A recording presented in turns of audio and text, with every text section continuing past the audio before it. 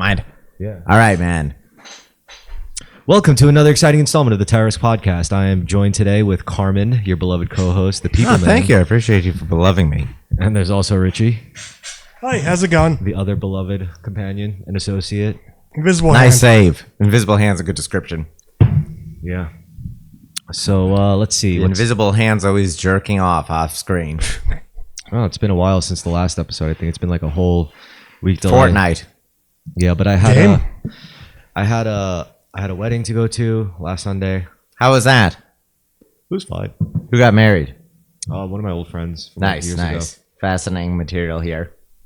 No, I mean it's cool because like, you know, especially on Facebook, it's like I get the impression that people think I'm just like this completely antisocial like troller who just isn't capable of Yeah, if only there was a common word for troller. troll. Yeah. Okay, sorry, go on.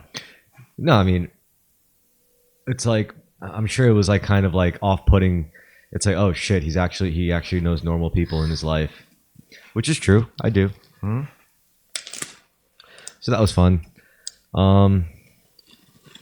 People were telling me I looked hot, which is weird. You know, it's one thing if Well, how long has it been since I've seen you? it's been a long time. That's what I'm saying. That's Well, someone that's so, like, I've seen you, I've known you this entire time, so you becoming much more physically fit. I didn't even really notice, just kind of like snuck up on me because I was seeing you so But you would routinely. imagine if you haven't seen me in like a few years, and then That's you'd be pretty like- common, you got so fat, you got so fit, you got so old, I actually said that at the you wedding. became a woman. I actually said that at the wedding. I was like, now we get to see who got fat and who got fit. It's Yeah. like, that's one of the best parts, honestly. Yeah. But yeah, it was a good time. I got a hotel that night. Got a little rowdy. Don't really remember too much of it, but it was. I think I had fun. What, drinking alone? No, drinking with everybody. Oh, cool, sick. No, because I got the hotel room because I was like, I knew I was gonna get fucked up with everyone. We were all partying at the hotel, so. I mean, you know, it's like because you know if it's an Italian wedding, you got relatives flying from out of town, so Yeah. it kind of makes sense that it's one of those ordeals where you'd have like someone flying in, or a bunch of people flying in. So yeah. What is weird though when you go to weddings like that, and you know like you've known these people since you were like 14 or whatever. Mm-hmm. I mean, it's always a weird thing to bring up, like especially because I go up to the groom, I know him really well, and I was like, "Yo, why isn't this person here? Why isn't this?" Because like I would be like, we all used to hang out, and you knew them longer than me. Like, why am I here and they're not there? It's like, oh, I don't know, because I just haven't spoken to them. Blah, and I'm like, we hardly ever hang out. It's like, yeah, but it's different.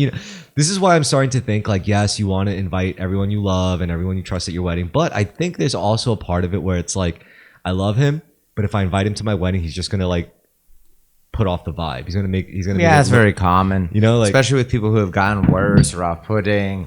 Or maybe not necessarily. Maybe they were always like that. I mean, it's and like there's someone that's fun to hang out with under certain circumstances, but not others. I mean, a millennial nowadays, you would say like, oh, I almost don't want a wedding because I don't want to invite my old friends who are all fucked up, which is like probably a very common thing for millennials, right? I think it's probably, well, one factor might be that, I don't know if this is true, hold with me here. Maybe with older generations, your fucked up friends just ended up, well, I don't know, people die of overdoses. Maybe you totally fall off. Maybe there's a number of people who are fucked up in a more like embarrassing way, but didn't like totally crash out among millennials. Does this make sense? Like among the fuck up friends for Gen X or boomers in their 20s, a lot of their fuck up friends ended up in jail or dead or just totally crashed out or disappeared. Maybe millennials have more of a category of someone who's just a loser without a terrible like destructive fate. Does that make sense? So basically what you're saying is like when I asked him, it's like, why isn't this person here? He's like, what really should have been said is like, why do we even still know this person? Yeah. That's really what should be said. Like, I don't know if that's true. This is pure bullshit BSing. I don't even know if that follows through at all. Yeah, maybe. Maybe there's like a category of person. I still think it's just purely aesthetics because it's not just your shit. It's your mom's gonna help with it. Your mother-in-law. Maybe it's like your friend who you love playing Pokemon with when you were 12. He's still playing Pokemon at 35. I still don't think that would be bad for a wedding. I really think it's because like, like if all of your friends are like punk rockers and they Yeah. get too fucked up and that's just their thing, it's like, Well, yeah, a disproportionate number. Yeah. maybe you personally would be okay with that, but your mom, who like put in a lot of That's effort possible. to like change, set up the wedding, or their mom or the wife's family wouldn't like that very much. You know? Yeah, and I guess in that case, it's like your social scene just had a disproportionate number of people like that. Basically, Weddings are just hold on. If you're a punk rock teenager, you're less likely to invite friends from when you're 15 than if you are far more clean cut or so like. No, I think this has less to do with your individual social thing and more to do with what weddings really are. They're not your infinite expression of just your unique love with your life partner. No, it's a fucking show.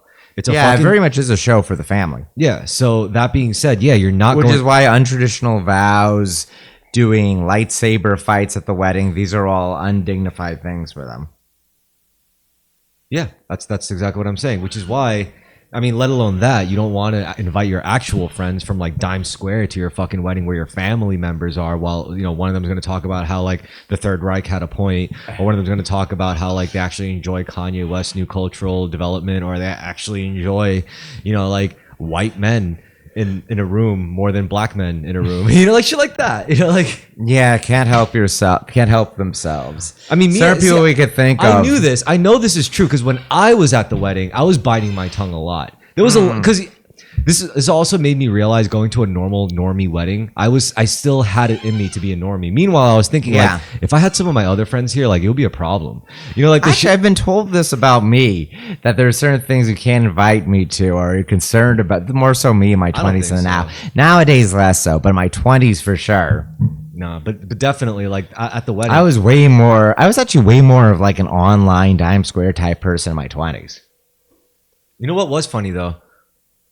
At the wedding, see, like we were around family members and whatnot, and like we would never talk about that kind of shit. However, at the end of the night, like a bunch of us would go do coke in the hotel rooms, like fully aware that like old family members were in the hotel as well, and they could see us. Blah blah blah. It's just funny how like if we were caught doing the coke, it would have just been like, oh, you fucking kids, blah blah. But if we were caught talking about like what you and I would talk about, then it would be like a way bigger issue. Well, it's just what things are taboo in the society, right? I guess you could say that, yeah. Like the fixations of online guys, your race crime statistics, Jewish breasts, the Holocaust and whether it happened or not. It's a very standard suite of beliefs and ideas and subject matters that are just broadly taboo in a way that profanity now is not taboo. Like the N-word is the new fuck. In the sense that traditional profanities are just not profanities anymore. Like slurs are the new profanities. And there's something similar where like it's just a shift of taboo norms. Yeah, but if regular idiots like you and I could see this, why can't other people see that? Or maybe we're just not idiots. I don't know. I don't like to think. I don't like. I don't think it's that. I think we probably have a greater level of disagreeability. Oh, so it's not. It's not. Really Really I so think much it's of what we know. It's like what we're we willing get to admit we don't know. A lot of people are actually race realists and they don't think about it. I've noticed. Well, I always thought that it was like people didn't know because they weren't talking about it because it's socially shunned. So I thought it was like people just didn't know that 13% do 54%. Yeah. Like shit like that. But maybe it's some mix of lack of social awareness and disagreeability. I mean, we all know that like the don't ask, don't tell policy is far more respectable than pure ignorance, because the pure ignorance leads to videos with that white woman walking down Manhattan getting catcalled by a bunch of black. Maybe she did deliberately. People were theorizing that they knew what they were doing. I don't know if it was. I assumed it was ignorance. But here's my deal. Like, in my perspective, when you pointed that out, I was like, that's really fucking funny. However, if that never happened and some girl, like art student in NYU or some shit went up to me and was like, yeah, I'm thinking about doing this. I'm like, even I would have back then in my early 20s would have straight up told you, it's just going to be like black and Hispanic dudes. Yeah. Like even That's true. like how Yeah. stupid do you have to fucking be to like Here's the thing. There's a bunch of people who know it's a social taboo and won't talk about it, or they're able to not let it bother them. But there's also going to be a bunch of people who are just genuinely ignorant. liberal of it. Jews, And I've liberal secular noticed Jews. normie conservatives too. A lot of people can just be, because I spend a lot of time thinking about race and a lot of time thinking about what the libs are doing and thinking. I'm way more attuned to this than a lot of people would be. I know a recent situation with our roommate, Rich, where John Sextall. Oh, yes. This is a long story. Yeah, it would be fine. For our roommate had a book launch, and you should buy his book, Johnny Hollywood's Kubark. Yo, for some context, this is Carmen's awesome roommate. I love this guy. He's like a boyish, everybody loves Raymond type, but not miserable. Yeah, he's very Midwestern. He hates hearing that, but he's such like an innocent, kind-hearted Midwestern guy. Yeah, John, we love you, John. Yeah, and he's like Italian Lebanese. Yeah. Anyway, he's what were you saying about him? He had a book launch party, and part of the party was having a sex doll that he would be doing wrestling moves on as part of the performance art piece. It's misogynist. Yeah, he went to Harlem because it was the nearest sex shop and Isn't bought true, a. by the way. This is true. Bought a. Just sex up near our house. Oh, is it near our house? Yeah, Okay. I've never gone in. I've never gone in. Oh, it's a black-owned sex shop. Is it? Oh, Yeah. So the two sex dolls available were a light-skinned black woman and a dark-skinned black woman. He bought the dark-skinned black woman, and he says like, "Yeah, I'm just going to be like choke slamming this at the party." And I was like, "Dude, that's going to be racist." And he's like, "No, it's not. I'm saying black women are beautiful, and like I would not even think about that." I'm like, "Yeah, you don't think about it. I think about this shit all the time." So immediately I'm like, that would not be safe for public consumption. This is probably urgent privilege where like non-white privilege wasn't always a Non-white thing. privilege is actually a great term. I'll start using that. Yeah, what you're POC privilege. what you're discussing, your experience, how you think about it constantly. I don't have to because I'm a non-white. That's true. It's a social expectation of whites like there's literally more and neurosis and obsession. there's more room to be ignorant and like insensitive about like cultural shit for me because I'm Asian. I could be like, "Oh, I'm sorry." Yeah, it's a real great Asian maneuver of just, I don't understand racial dynamics in America, and you put on a fake East Asian accent while you're saying it. Yeah. I mean, it's also any race could really do that. Like black people could say some ignorant shit about Asians and everyone will overlook it, which is actually kind of racist in itself. Like the white lady will never It's say often, oh man, so back in Boston, in Harvard Square, there'd be a group of black acrobats who would do a street performance. And it was a lot of like Chappelle, but kind of mild race jokes in it. I think it's mad. Oh, sorry. What were you saying? Keep going. They'd make jokes about being like the only black guy's not trying to rob you or something like that. It was actually felt very dated even at the time. I would consider the white liberal audience would, this was just on the street, by the way, in Harvard Square, would laugh at the jokes about whites. But like the black guys, these acrobats, these tumblers who would do things like have someone stand in the middle of the street and they would jump over Or them. place their penis in their mouth. Okay, Close. They would do Asian jokes that were very egregious, where they'd invite an Asian tourist up to like stand in the middle of the street and they would be doing a Like she bunch sees of- in blind You're just screen. being like, "Oh, so sorry." They were like doing bits like that in like 2014, and I'd be the only person laughing at it in the audience. Yeah. And they'd have like a closing line where it's like, no matter whether you're white or black or Chinese, we're all human beings and we all love each other. And every person has human value, except for Mexicans. And like no one in the audience laughed except me. It was just me alone laughing at this joke. Shit. And people staring at me in public as I was entertained by their act. Yeah. It's always black people really. Black people are the most racist, but it's never out of hatred. It's just out of pure. Very minstrel, you see. It's like they never stop shucking and jiving. Yeah, straight up. And like it's actually I think that's the juiciest thing because of like especially black people having forcefully been indoctrinated into woke culture, and they have no choice because they kind of started a lot of it. You know, they started a lot of the A bunch of it's downstream of black middle class and their behaviors. yeah. So they're basically like sucked into it. So it's mad juicy. I mean, it's one thing when a black person is just completely ignorant to woke culture and they just make like a bunch of racist, hateful jokes. I'm like, all right, well, That he's is just like any like working yeah, he just class came. He or just came out of underclass prison or black something. guy. Yeah. It's just like guys who never went to prison or just have that class background. But go on. But if they're not from that background, and then you could tell, like when you talk to them, they visibly restrain themselves from like crossing politically correct boundaries. Yeah. But then you catch them. It's like to me that's juicier than when a white guy like accidentally lets a racist joke slip. When a modern black guy lets a racist joke slip, I'm like, oh, I wonder how many white girls you tried to fuck like with like throw their arms up at that. It's like, oh, you know. Because it really, it really just shows see blacks, whether it's all deliberately or not, offending whites. it's just an act. It's all just an act to try to get pussy. Yeah. As far as guys go, true. Everyone's just affecting things and performing for each other. But yeah, guys in particular are just doing it to get pussy. Because why else would you do it? I mean, unless you were like a seriously racist person and you reformed yourself, like in the movies. But I mean, I've seen. I just like deliberately perform racism around women to offend them, so they won't fuck me. As part of my,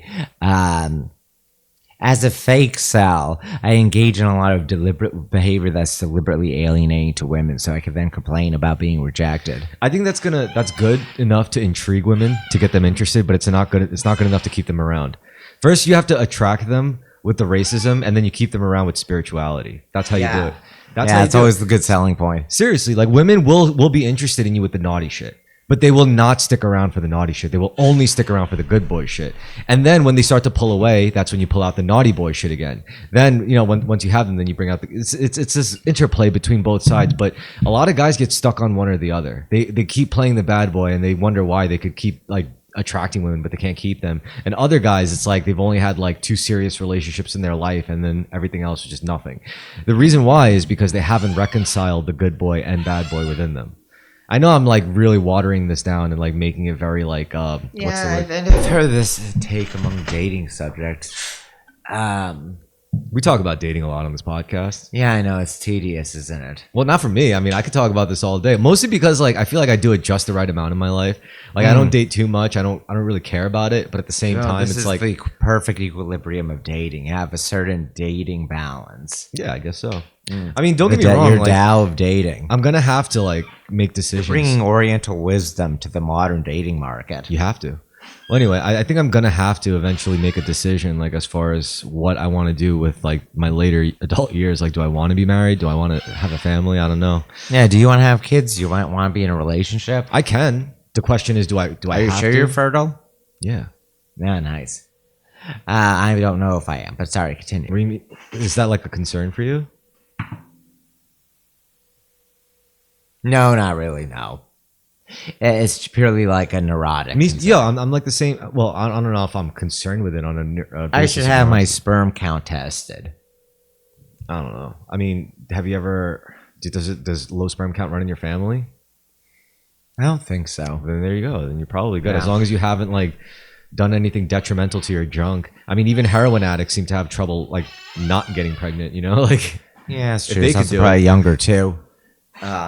Don't last as long. I mean, the only way if you worked a job where you're like around a lot of radiation or something, you know, like maybe you cook around a lot of microwaves for like many, many, many years, that might do something. Yeah, for sure. But I don't know. Like, I don't think that's you. But do I want a family? Do I want to get married? I don't know. I just watched the movie Twilight, the whole saga Yes. actually, and it's been kind of like really been warming me up to the idea. I'm thinking if Edward Cullen, the vampire, can bag a bitch and live happily ever after, maybe I can. Maybe if this handsome, dreamy, romantic, rich vampire can land a girl from me, I can too. But I mean, come on, like he's a vampire. That's I like this idea actually, like the billionaire werewolf rapist stories that women love. If the billionaire werewolf rapist can land a girl, why can't I? Yeah, watching the Twilight Saga so late was It has all these good qualities, but he's still a werewolf. I'm just gonna tell women I'm not a werewolf. well. That makes you seem like more of a werewolf. But watching these movies, like I was like, I'm glad I got to watch them so much later down the road because I feel like I'm not as diluted. My perspective of it isn't as diluted with the hype. Like I'm watching this movie and I'm like, okay, yeah, like I could follow it, but I mean, isn't this Edward Cullen guy basically a pedophile? And then everyone's like, oh yeah, That debate, that discussion all happened in like 2010 or something. That line of conversation, I think. I mean, were you into the movies or the books? No, I just know that it was around. I know about the discourse. I know about the discourse of a lot of things I haven't directly experienced. Yeah, but like I was watching and I was like, yeah, but I at least it's like one of those things where it was far enough down, like later on, where it's like I didn't care, like. Like I wouldn't be more into it because this Edward guy seems like a pedophile, and I wouldn't be less into it because this Edward guy seems like it. Just I was just like I took it for what I just took it in stride. I was like, yeah. All right, this guy's into like high school chicks when he's like 100-something years old. Okay. If I was 100-something years old, I probably still would be into High school chicks? Well, I guess a little bit older. A little bit older, yeah. Like if they're 21, sure. Like 21-year-olds seems like they should extend high school until like 25. Like who the fuck are we? Well, I mean, the idea of age gap conversation is basically that, as is treating people in their 20s as just a kid or describing them as such. Yeah, I can't. I mean, even in retrospect, like some of the 20-year-olds I've been hooking up with or dated were like seemed like little kids. Problem is, I still feel like I need to grow up. I'm still very much like a little kid. Well, or like what do you do that makes you feel like a little kid? Lack of self-confidence. So it's more like what you don't do that makes you feel like a little kid. Well, I suppose also just like the heavy drinking, drug use, going out late at night. Well, I didn't do when I was a kid, for the most part. Oh, well, I don't know. That's just like par for the course, I guess. I mean, the question is, are you tired of that stuff yet? No. No. So then, if you're not tired of it. Yeah. The question is, what do you think will make you get tired of it? Happening enough, not getting less positive results from it or reception, feeling more worn from it, feeling bored, feeling like I've seen it all before. Oh, so you still feel like it's got the lifestyle? It's still relatively fresh. Maybe, I think if I was older and doing it, I'm pushing it, but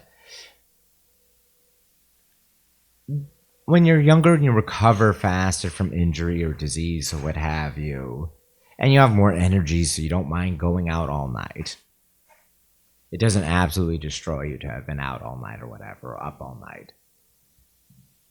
It's a better time to do it than later, though. I suppose you still can do it later if you never properly experienced it. I think there's two ways to do it. When you go out and party and get fucked up, like at night, and especially like life in the city, living in the city, there's two different main ways to do it in like terms of intention. There's this stuff happens on your time, as in Fridays and Thursdays I go out. I go to my favorite hotel with my boys. We get drunk, and if I get too drunk, I just get a room. And that's basically having it run on your time. Or you live a life where it's like, oh, Monday my homie called me up and told me some shit was going on. Then on Thursday, like I hit up this girl and she wanted to get fucked up at this house party, so we went to that, stayed out all night. Then the next day, my homie. It's like you're not really doing it on your time. You're kind of like following chaos's schedule, the schedule of chaos, as that opposed probably to leads to the flow too. It's routine. There are ways to go out late at night to get fucked up, to party, and still have like stability. Like it's really about routine. That's the key. Like if you're just gonna do it like on a coin flip, like whether I do it or not on this day, it's like, yeah, but if you set your weekly schedules, this is why these things exist. Otherwise, time is pretty much pointless. The whole reason why time exists is so you could set routines. And I can't hang out on Friday. That's my getting fucked up day. It's actually a pretty good response. Well, yeah, there you go. Everyone does it to different degrees. The question is, to what degree do you do it? The more detailed your schedules can be, the more of an idea or sensitivity or like greater perception you have of time.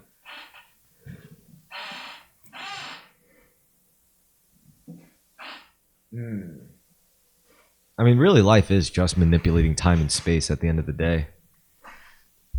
Very true. Considering me taking out a certain time in my week, this past week has been a very eventful week for me. I've told this story many times, but on Friday I saw my younger brother's band, Babe Lewis, play at Gold Sounds in Bushwick. The after party for my brother ended around 1, which I found pathetic of a time. But I guess everyone had to go to bed, or my brother and his band had to go back on tour. Yeah. So it was about a 45-minute walk home.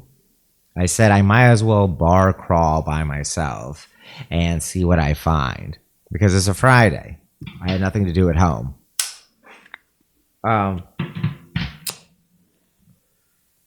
Next time, hit me up, bro. I will. I've been bad at hitting people up. I need to get to that habit. At 1, I would have. Yeah. So you go on a bar crawl by yourself, and Yeah. I run into... Oh, man, maybe I'm too high and drunk for this. I go into Birdie's. It's packed with people in their early 20s. I'm not feeling it. Just not enough people. I don't know anyone.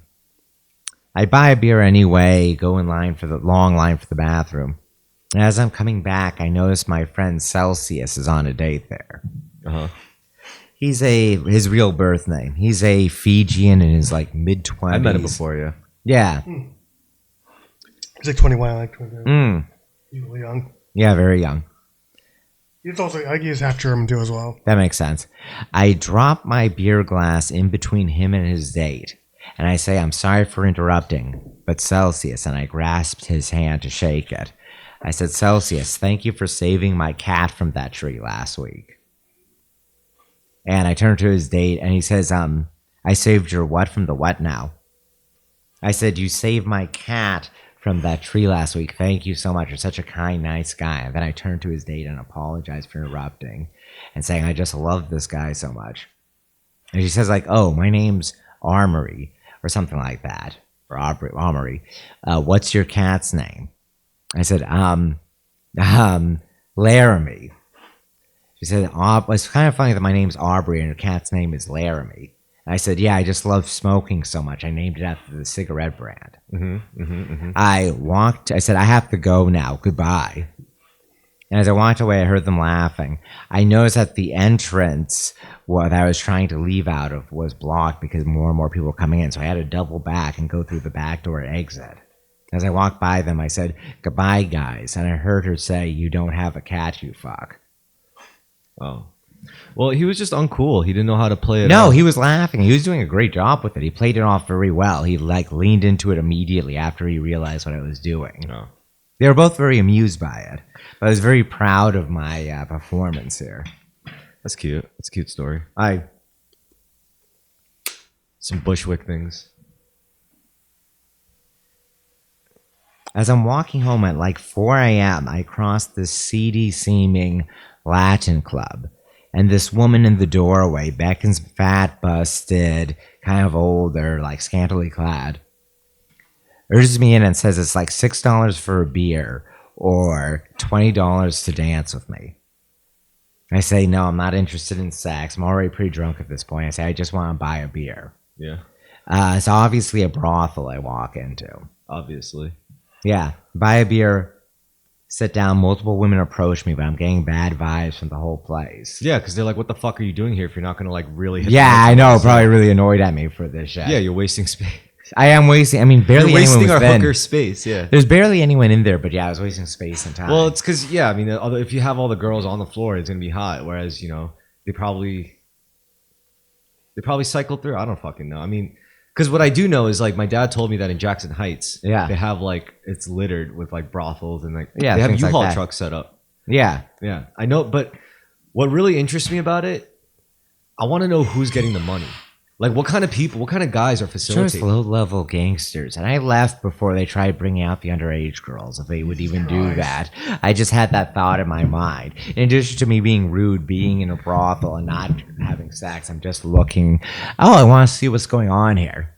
Well, first of all, I mean, it probably makes a lot of money. I mean, I don't know how much money. It could be a lot, but what makes me think that it's a lot of money, I think of any other business, like a laundromat, a restaurant. You have to stock the shelves. You know, you have to buy merchandise. You have to get rid of old merchandise. You have to. Well, there's a lot of old merchandise there, I'll say.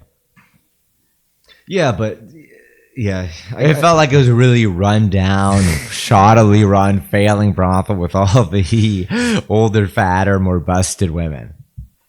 Shit. I guess it's less like stocking up merchandise and more like like renting a tractor or renting a snowplow, you know, to do a job. Yeah. Like renting a trailer truck. It's like, oh, this thing's gonna handle a few miles and make me Also, no one spoke English in there. They were all like English primary speakers. Yeah. Money is wild,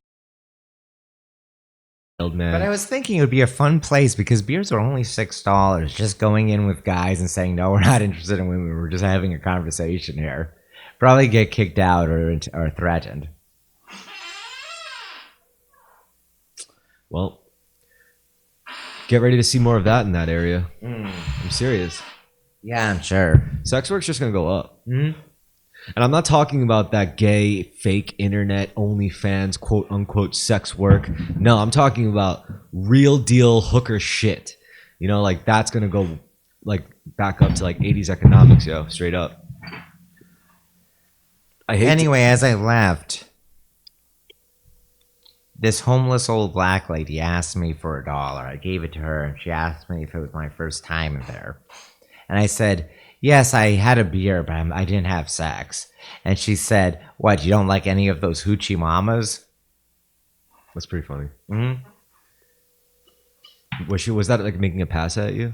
No, it was like a homeless like bag lady. Yo, for context, guys, this is anyone listening. This is your typical night out as like just a guy who lives in the area as a single man. This was a great night out. I had a lot of events. I'm just saying, a lot of wild phenomena. Basically, what we're doing here is we're painting a picture. Like, let's say you live in the Bushwick area, like you have an apartment. It was a drizzle. Not even drizzly is the nice thing, but it was like just after a rain day. It was a beautiful, perfect night. It was like 66 degrees out. Honestly, funnily enough, New York City probably smells the best in the middle of raining because all the stink is getting like real time washed out. You know, like as you're just walking, so you don't smell it's not until like it stops raining that's when shit gets to marinate. Yeah. Or when it hasn't rained for a while and it just builds up. Just imagine walking out in the rain in New York City with your bros and you all whip your dicks out. Yeah. And you're just washing your foreskins as you walk through the Bushwick. Yeah, that's too much. I mean, I was following you before, up until then. Like, I was like, yeah, I've done shit like that. And then afterwards, he was like washing your foreskin. I was like, nah, you lost me, bro. Like, but it was, yeah. I mean, because as a native, like, I guess I could share these stories. Like, you know, like, what were you doing when you were 14 in Boston? I was online. That's all I was doing. Richie, what were you doing when you were 14 in like Virginia? Upstate. What were you doing when you were 14? Online, bro. Okay, so in New York, when I was a native, you actually had a normal like kids or like fun, outgoing like boomer teenage years. I was just online. No, yes, that's true, but there was also a seedy level to it. Yes, we did skateboard shit. Yes, we went to house shows and shows at Dock Street and all those venues where Hop Shop used to be some other bar called the Martini Red. Michael Graves played there. And all, you know, like we had some semi-big acts come by. Staten Island, Wu-Tang is from Staten Island, all that shit. So yeah, and then there was the sports and the high school stuff. Yes, there was all that, but underneath that, there was like a really, really bad drug problem percolating. You know, I'm sure it's red state America, it's classic fentanyl country. I mean, yeah, there's that, but it was also, I think it was just privilege, maybe like just a little bit too much privilege with the wrong mentality. You know. I mean, if you had accessibility to the drugs, enough money for it. And being like Italian, Irish. Yeah. What were they doing? What? The kids? Yeah, drugs-wise. Xanax, Percocet. Basically raiding their parents, like... Oh, yeah, having that availability.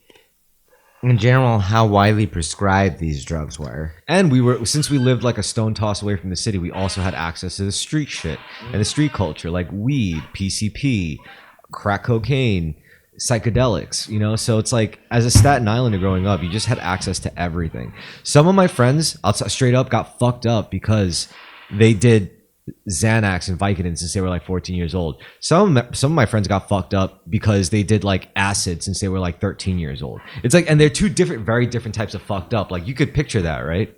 There's a whole bunch of different effects or long-term effects of drug use. And as you get older, particularly when you hit this point, you start seeing the people that it really affects them or it's hitting them hard. Yeah.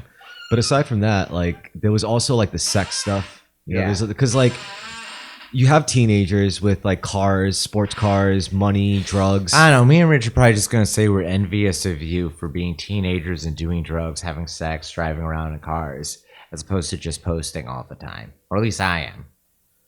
Yeah, that might have been the case, but you know, like again, sorry, man. No, you're right. You're absolutely right. But I was also gonna say again, like, all right. So when I was 14, on a typical like bad night out, we would be like, I was really into graffiti, you know, because like I was in the punk realm. Like I liked punk rock, I liked skateboarding, I liked graffiti. I was a bike messenger for a few years. I liked that shit.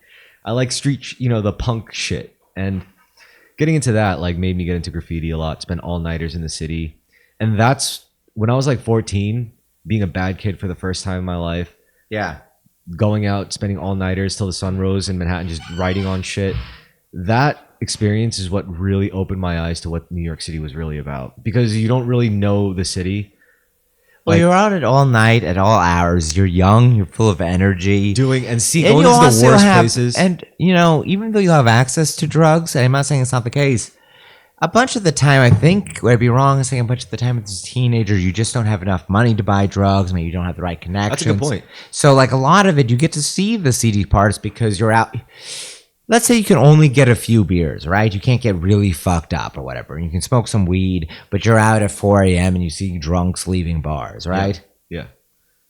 You get to see the seedy parts, but maybe you're more restrained by your But economic this is why the girls were always the ones to get fucked up first. Yeah, because people would buy get- things for them and Yeah, like, they bring they- them in places. They get picked up by like older dudes and like college ages, you know, from high school, and they party. Everyone parties with each other like that. Yeah.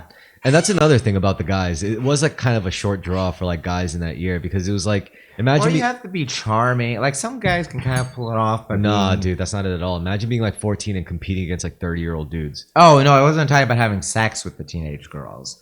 I was saying about being able to get into places, sneak into things, but you can ingratiate yourself. Sure. But yeah, the 14-year-old competing with 30-year-olds sexually is very much more urban living and also lower middle class, working class. Yeah. So, you know, like it still did preserve a sense of like typical teenage boy shit where it's like, you know, it's like every normal teenage boy grows up thinking, why am I not getting laid?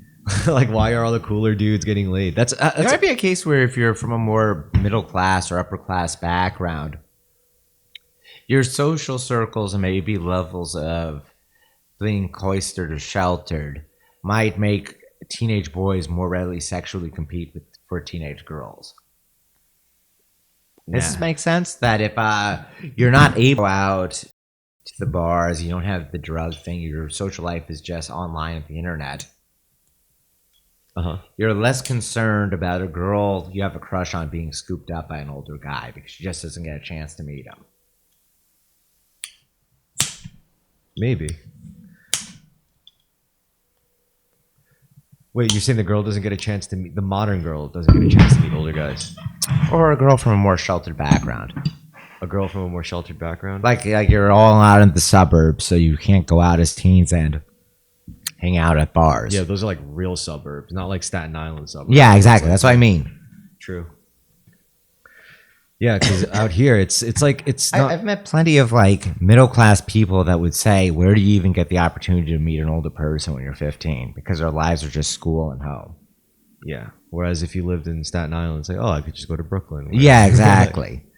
Where there's a lot of like people making bad decisions every day. Yep. Such is living. I guess differences between living in a high density area versus a low density area. Yeah. Well, different kind of exposure for those things, but yeah. Keep going, man. I'm sorry. No, it's all good. You're putting Richie to work. Yeah. So you also have some visual stimulus. Let's see. I'll put the camera up.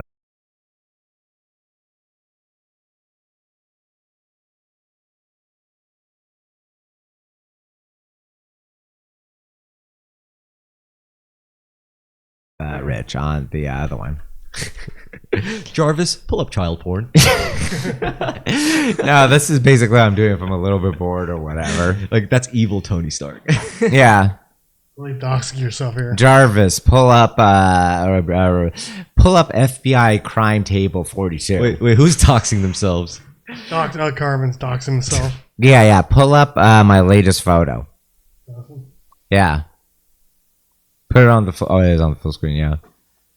Well, tell me what you think of this, Chris. If it loads. Yeah, it's probably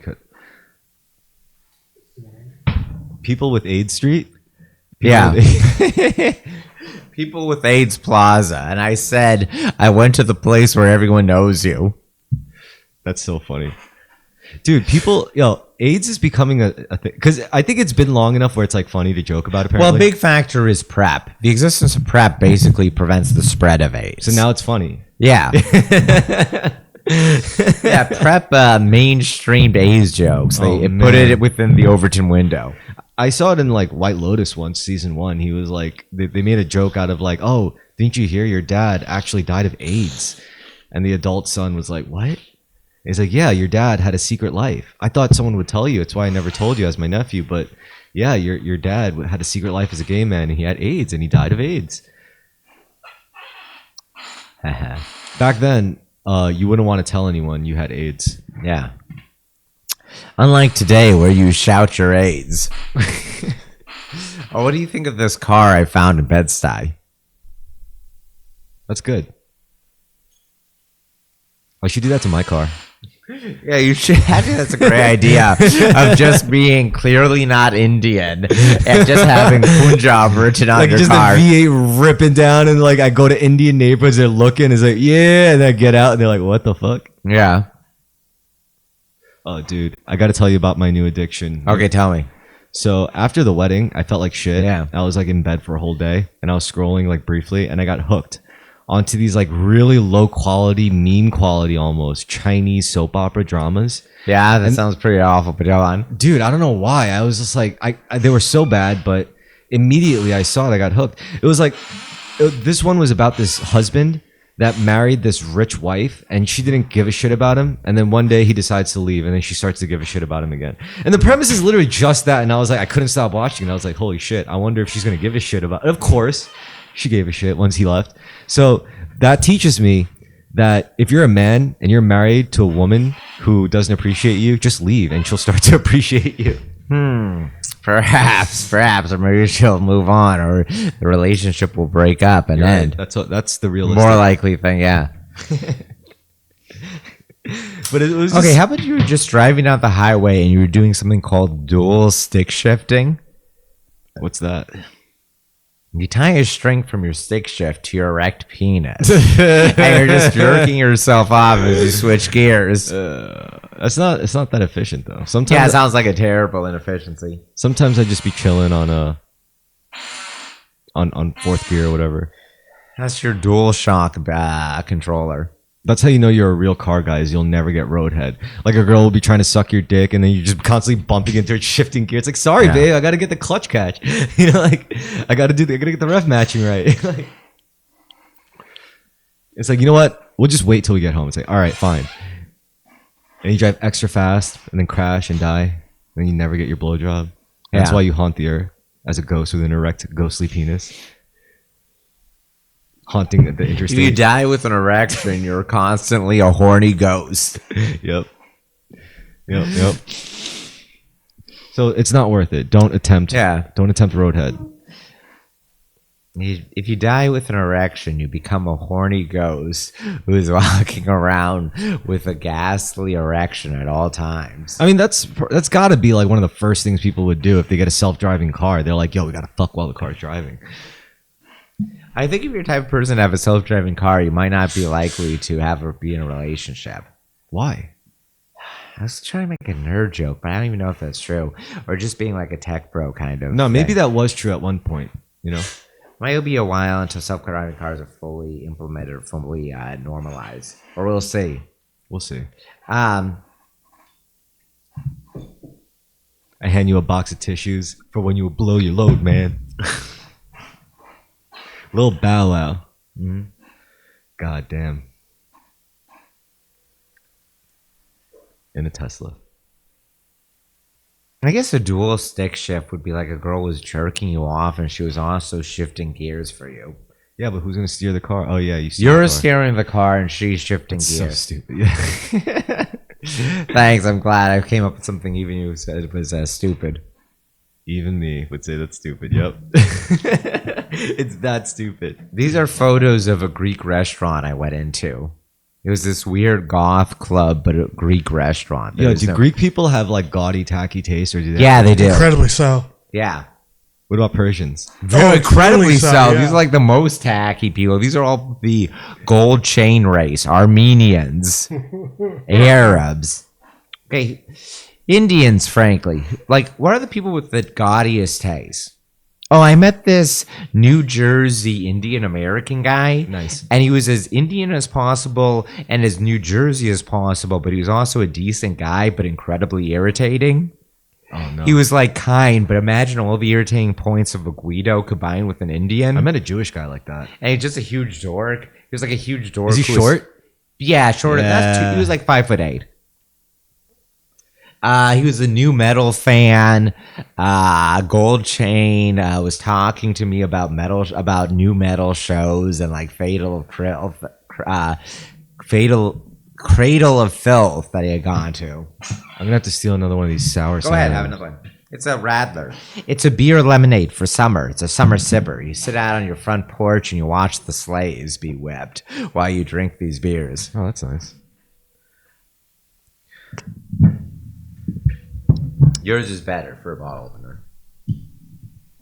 Your key or whatever is better as a bottle opener. Yeah, yeah.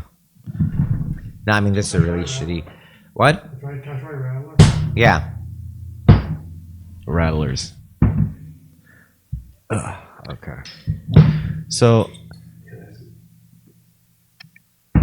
what were we talking about? We were talking something to do with sex or drugs, or oh yeah, we were talking about your irritating. We were talking about our Greek people tacky, Who are the tackiest race?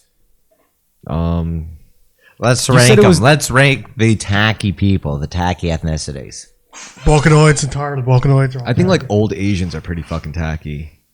I feel they're thrifty. They and pull they could off be well. tacky. That's what's all right. So that's the They're word. It's tacky. thrifty. Yeah. They're thrifty. You mean cheap, stingy? Yeah, you know what I mean. Like at some, like when you're a young Asian person, you give a shit, but then when they get old, When I something say happens. tacky, they- I mean like grotesque decorations, like you're decorating a place Like all gaudy. in more. Yeah, gaudy. like tacky. Persian type Yeah. shit, Greek shit, Armenian shit. Yeah, the gold chain races.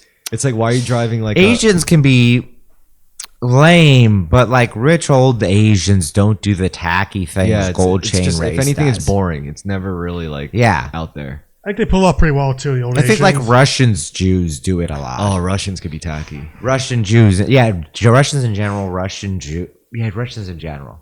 Russians could be fucking tacky for sure. But I feel like Russians are also they have their own style going on for sure. Like, I mean, a lot of their shit, like when it comes to say like aftermarket car parts or any kind of components to like fun toys, like boy toys like that, like they have their own way of doing things and they work, you know, for what they do, but they're just not up there with like the American shit, you know? And do you think like, I don't know, I mean, I've been thinking a lot about like since the tariffs and stuff, like I've been thinking a lot about American made shit, you know, like Yeah, buying them, buy American. first of all, you can't think of that of cars because no car on the road is 100% American built. Like get the fuck out of here. Like not every component is from America. Not all of that shit was put together in America. They were sourced from all over. But you know, certain things like knives, for example, guitars, chairs, furniture, bikes, even instruments. Well, I did say guitars, but you know what I mean. You know what I'm getting at. Like Yeah, certain things you can go full on American. My dad, he's a huge fisherman. Like he's a big angler, and he likes saltwater fishing the best, I think. But he also, I'm sure he could do freshwater fishing if he wanted to. But his thing is buying a lot of like really expensive reels, yeah. and he would show me like the difference between like a Japanese made reel and American made reel, and I'm like, this is no different from like guitars or like car Yeah. parts or some shit. Like it's like the same shit. What does your dad like to angle with?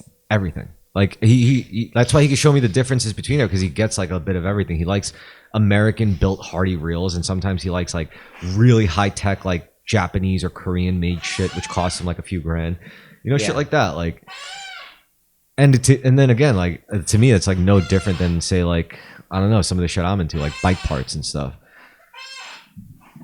If it's like pieces of metal that are milled and shaped to like rub together with like interfaces like bearings and gears and systems, like it's really all just mechanics at the end of the day. And that's what I've really come to like converge to once like after I've been getting into like a bunch of different things. I was like, they really are connected. Everything is all connected. I don't know what you call that. Maybe you call that like some intuitive intuitive So sense. these are all like hobbies, things that produce a lot of equipment or a lot of different material for them, right? Fabrication, basically. Yeah. Like Manufacturing, going from 0 to 1, industrialization, manufacturing, starting something, making something. Because to me, that doesn't just involve material creative things like bicycles or guitar. That also means craftsmen, tradesmen. like starting a podcast, seeing the format in even a meme, or seeing the format in a story, seeing the format in a person's like bit, in like a tight five at a stand-up set. They all follow some kind of format and they memorize it. You have to. That's how you get it down. That's what a lot of an art is routine. I mean, a lot of it is spontaneous too, but that's usually in like the creative part. The spontaneous part is the vapor, and the actual art is crystallization. So what you're doing is you're crystallizing the vapors of nuance. Yeah. Yeah, you're crystallizing facts from the vapors of nuance. Sorry for the yawn, but yes. No, you could yawn. Yawn away, bro. And stretch. Yawn City. You should stretch every day. I do actually. Yeah. Do you have a stretch routine? No, I don't. I just get up and almost always actually when I first wake up, I stretch. Yeah. I just fuck around with what I do, but I think I have a good range of motion. I could show you a cool thing that makes you crack your back. What's that? It's this thing you do on the ground. You have to like lay face down, put your leg up, and then put your arm there, and then like look behind you, and it cracks your back. It's like I saw it from this Instagram reel that this like Chinese chiropractor and I was like, hey, this guy's chinopractor. yeah, I was like, this chinopractor seems pretty fucking legit, like he seems to know what he's talking about. Because his whole reel was like, you see these products, like this guy had like a crossbar behind him, and it's like a product that you buy, like an infomercial, and then you go like this and it cracks your back. He's like, don't ever buy these, just do this. And he shows you like this thing you do, lay on the floor and do this, and it cracks your back, and it works. So I do that. I was like, this is pretty cool. And he's also like about holistic healing and all that shit. I was like, hey, I'm all about that stuff. Would you ever consider getting like your tarot or your palm read? Yes, I've had you do it. No, not like from a person who's a lot more I don't know, used to doing it on a regular basis. I kind of like having it from amateurs more. Oh, it's more honest. Yeah. I guess that's a good point. If you're not doing it for like, I don't believe actually in having it professionally read. But if someone's doing it out of hobbyist interest and they kind of know me, maybe that throws it off. I'm actually more interested in seeing that. Maybe. I would love to have a friend read my palm or do a tarot reading. If I do tarot readings, like I try to, oddly enough, ironically, be as least personal as That's possible. great too. I'm fine with it, but for whatever reason, I'd rather an amateur than a professional do it. That makes sense. That makes a lot of sense. I won't trust a professional astrologer. I'll trust an amateur astrologer. Yeah. I mean, this is kind of like why I wonder, like in a cyberpunk future, will there even be room for magic and psychics? And I think there will be. I think mysticism. Maybe we'll have even more magic. Exactly. I think like as technology develops, mysticism just grows in power. That's what I've observed, at least. I mean, medically, I'm not actually on coke, despite touching my nose all the time. My nose is stuffy, and I'm being gross. And also, I did a bunch of coke on Sunday, which is the lingering effects of that is why I'm doing it. You ever get the drips the day after? I guess I am because it's Monday, so I guess I have been. Yeah. Yeah, getting the drips. That's always fun. Sometimes it makes me nauseous. I was just gonna say that's what. So when I said I was in the after the wedding, like I was just in bed for a whole day. That was why, because I was drinking all night. Yeah, and okay. I did a bunch of cocaine. Kids, on and I got Saturday fucked up. night, I didn't sleep at all, and I drank a lot, and I did a lot of coke, and then I worked a double at work Yeah. Yeah, I got without having had slept. Yeah. And then I slept great from like 1 to 10 today. Yeah, no, I've been a good boy. I've been a very good boy. I'm done chilling. You know, like I'm done partying. I'm done like putting like expensive social things on my bullet journal. Now I gotta start grinding again. Also, you know, like I gotta have more fun with my tight homies like you guys. You know what I'm saying? Well, but yeah, both has a lot of value. Yeah. Yeah. I gotta take you to some Howard Beach parties. You're right. So Saturday, were you around? Saturday? Yeah. Yesterday? 2 days ago? 2 days ago. Fuck yeah. Yeah. What about 2 days ago? Was No, that I'm around? just thinking about the timeline. What was the wedding? Oh, last week. Last week. Okay. What day was it? It was It was on a Sunday. When I was a child, weddings bored me, but then going to them as an adult is a lot of fun because Hell you yeah. get fucked up, you know people. When you're a child, you don't know anyone. It's a boring thing when you have to dress up You for. get late at weddings. Yeah, it's not a good thing if you get late at a wedding when you're 7. But you did. Nope. Maybe I would have had a better time if I did. Oh man. Yeah, I guess weddings are just stressful things for children, really. If you're a It's just child. boring. I mean, it's not even stressful. It's just like, oh, I'm at this thing. There's a bunch of people I don't know. People are crying. I don't care. I'm bored. Wait, I have a question for you, Carmen. Were you a Game Boy boy? I had a Game Boy. I didn't like play it everywhere, but I did have a Oh, Game Boy. I definitely played my shit everywhere. Yeah.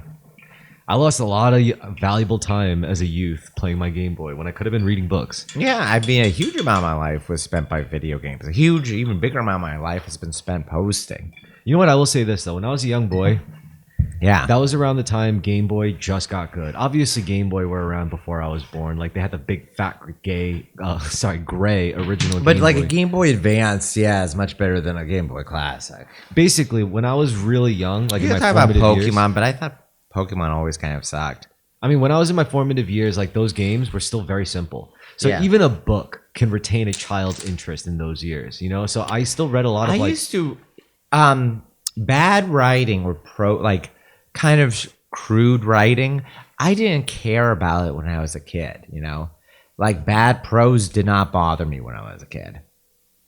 Is that the case with you? And now that I'm older, like cheap prose in a bad fantasy novel or Oh something. no, I mean when I was a kid, I would soak up bad shit like Artemis Fowl. Yeah. I would read like fucking Alex Rider, the series. I would read Chicken Soup for the Teenage Soul. Actually, that wasn't bad. Compared to like some of the trash I've read, Chicken Soup for the Teenage Soul was also really good. But as a kid, in my defense, I also read really good shit. I also read like Tom Clancy. I was big on Tom Clancy as a kid. I know you mentioned before, yeah. And Well, I guess you know, Wee Child, I even read some of that adult shit. thrillers. If you read adult thrillers as a kid, they're still trash. You know, they're still bad. but books. it's good for your literary development because you Yes. get a better 100%. vocabulary, and even like a poor writer can still introduce you to more complex writing than if you stuck with young adults. I Absolutely. never really read young adult books because I was already reading adult like thriller. Yeah. Right. Yeah. Like Stephen King. For Yeah, example. exactly. Yeah, it's like, yeah. why would I read young adults? Which is why I didn't Yeah. finish Harry Potter. I was like, No, why I would wasn't. read- I wasn't into the horror aspect of young adult shit at all. I just No, but so- I would read like action novels or yeah. thrillers. I like the shit that made me feel cool as a kid. Yeah. Like I would just ride on an airplane. Like I would be on an airplane going to Hawaii or some shit, and I could just knock these books out on the round trip. I was like, hey, I'm glad I did that. You know, like Yeah, I mean, he's much better because you actually learn from him. But I like John Crichton like that. yeah. I was into like novelizations of video games. 'cause Yeah. They always offered more. You know, I was like, yeah, this seems more comprehensive than the experience I had playing these little pixelated characters. Yeah, books just did that. Even like I said, even as a kid, video games on the portable games were still simple enough where you know you don't mind like reading a book instead. Whereas now it's like, dude, if I don't see what like all my weirdo internet friends are doing at all times, I'm gonna lose my fucking. Yeah, exactly. Well, my attention span's shot. It would be more significant if I was reading Pulp Fiction rather than looking at Twitter. I think like now my time is better spent writing. I have to start writing more. That's really like writing and making music. I keep saying that because just to remind myself to do it again. Because now that like the wedding was the last real event that was like taking up a lot of my time, resources, and shit. Because like, you know, most other days I have a schedule. I have like a routine with martial arts and all that other stuff and the podcast. But with what little free time I have after maintaining my routines, I have to dedicate to writing and making music. Because, you know, it's like you said, like at the risk of becoming just another jaded reader, you have to become a brave writer. You know, you have to become a vulnerable writer. How's the feed, Rich? It's fun. Do you ever diagnose who are the tackiest, the gaudiest ethnicities in rank? I think the Tower of the Balkans. No offense. More so, No so the offense. Balkans you think are tackier than like Persians or Armenians? It's pretty close. I mean, it's like pick your poison. Who's next after them? Wait, did we talk about the Twilight Saga on the podcast? A little bit. Go ahead.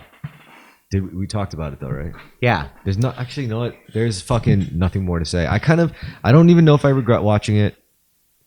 But now I have to watch all the female trashy favorites. I have to watch 50 Shades of Grey. Is this a dating strategy thing? Did 50 Shades of Grey, which started off as fan fiction for Twilight?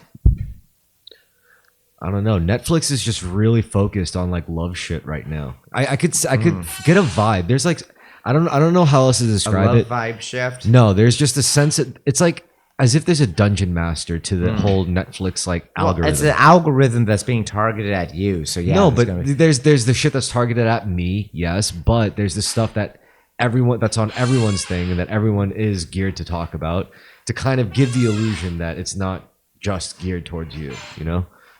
Like everyone knows Squid Game. That's a Netflix thing. You know, like everyone knows fucking some of these K-dramas basically just from Netflix, especially in the States. So I do feel like Netflix is kind of like a form of mind control or influence. Well, naturally. There aren't any old movies on Netflix anymore, so why would I watch it? That's my whole feeling on Netflix, is that there aren't old movies on it, so I have zero interest. You're right. You know, like the whole thing with this is why I don't watch TV shows, is because I feel like I'd be watching something from the 70s I never saw before. Netflix really is just purely a social device. Like the only reason why people have Netflix is a lot of it is stuff that you keep on in the background when you're looking at your phone. So they're less, the way they're shot, they're directed, they're written is just less intensive or less focus keeping than. Well, I always thought they only exist so that you're not left out of the loop when someone else is talking about a show on Netflix, you know?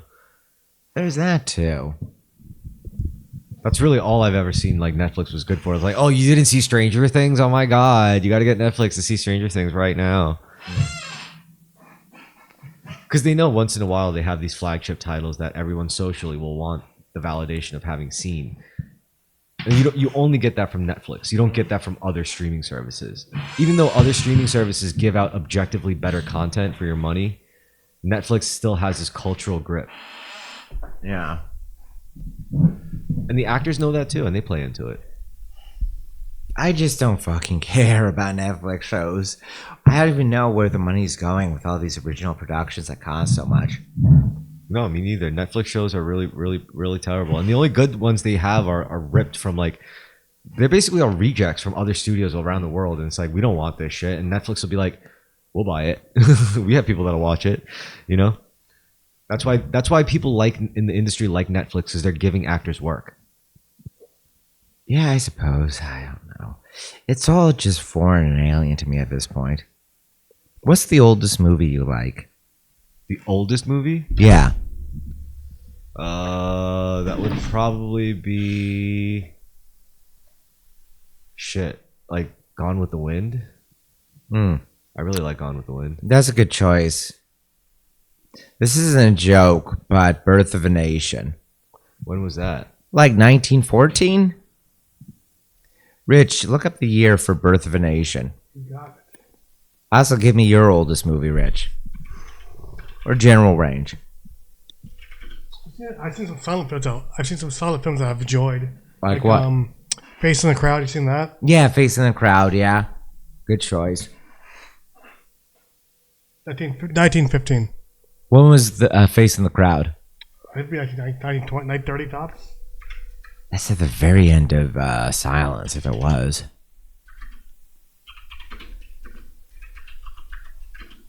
Face in the Crowd. Good choice, though. 19. When was it? Oh, it's older. It's yeah, it's like 1920. When was Gone with the Wind made? It was like 30s, right? What is your guess, Rich, for Gone with the Wind? 30s or 40s? Let's see. Face in the Crowd, 1917. I remember. Yeah, I think. Let me think of a different film. Face in the Crowd, maybe. Or in the Crowd. Yeah. The one with now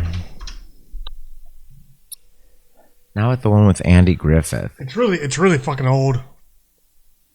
Or in the Crowd, yeah.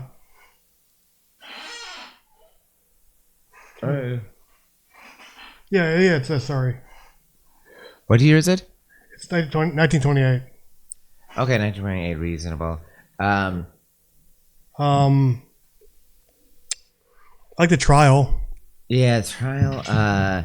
Predictable choices like Nosferatu, Metropolis. What's the Bela Lugosi film? It's in Greece. There's one that's in Greece. Shadow of Death, I think. Maybe? I haven't seen that.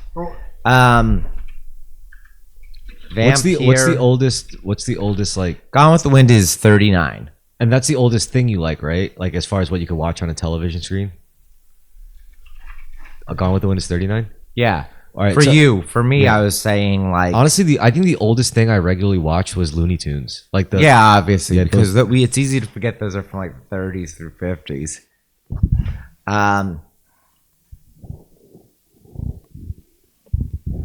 Do you Wings. do you ever miss those days where you were just watching Cartoon Network or something, or like old ass cartoons on a TV station? Yeah, but I was also pretty early on. I started watching a lot of old movies just because they were always around and something that I could be engaged with.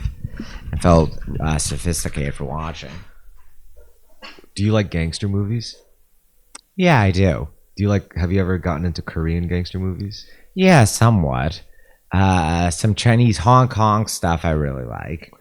What is it about Asia? I think something about it's not. I don't think Asian life is necessarily grittier than like American underworld life. It's just Definitely not. I think it's more nihilistic. I think like when you're in the Asian underworld, it's way more like. Well, I think people are just baseline smarter, whereas the American underworld's stupid. So if you're a criminal in East Asia, you're just a smarter, more scheming person than you are in America a lot of the time. Yeah, but you're still like a fucking violent psychopath. Yeah, but you're also still a higher average IQ. You're like 110.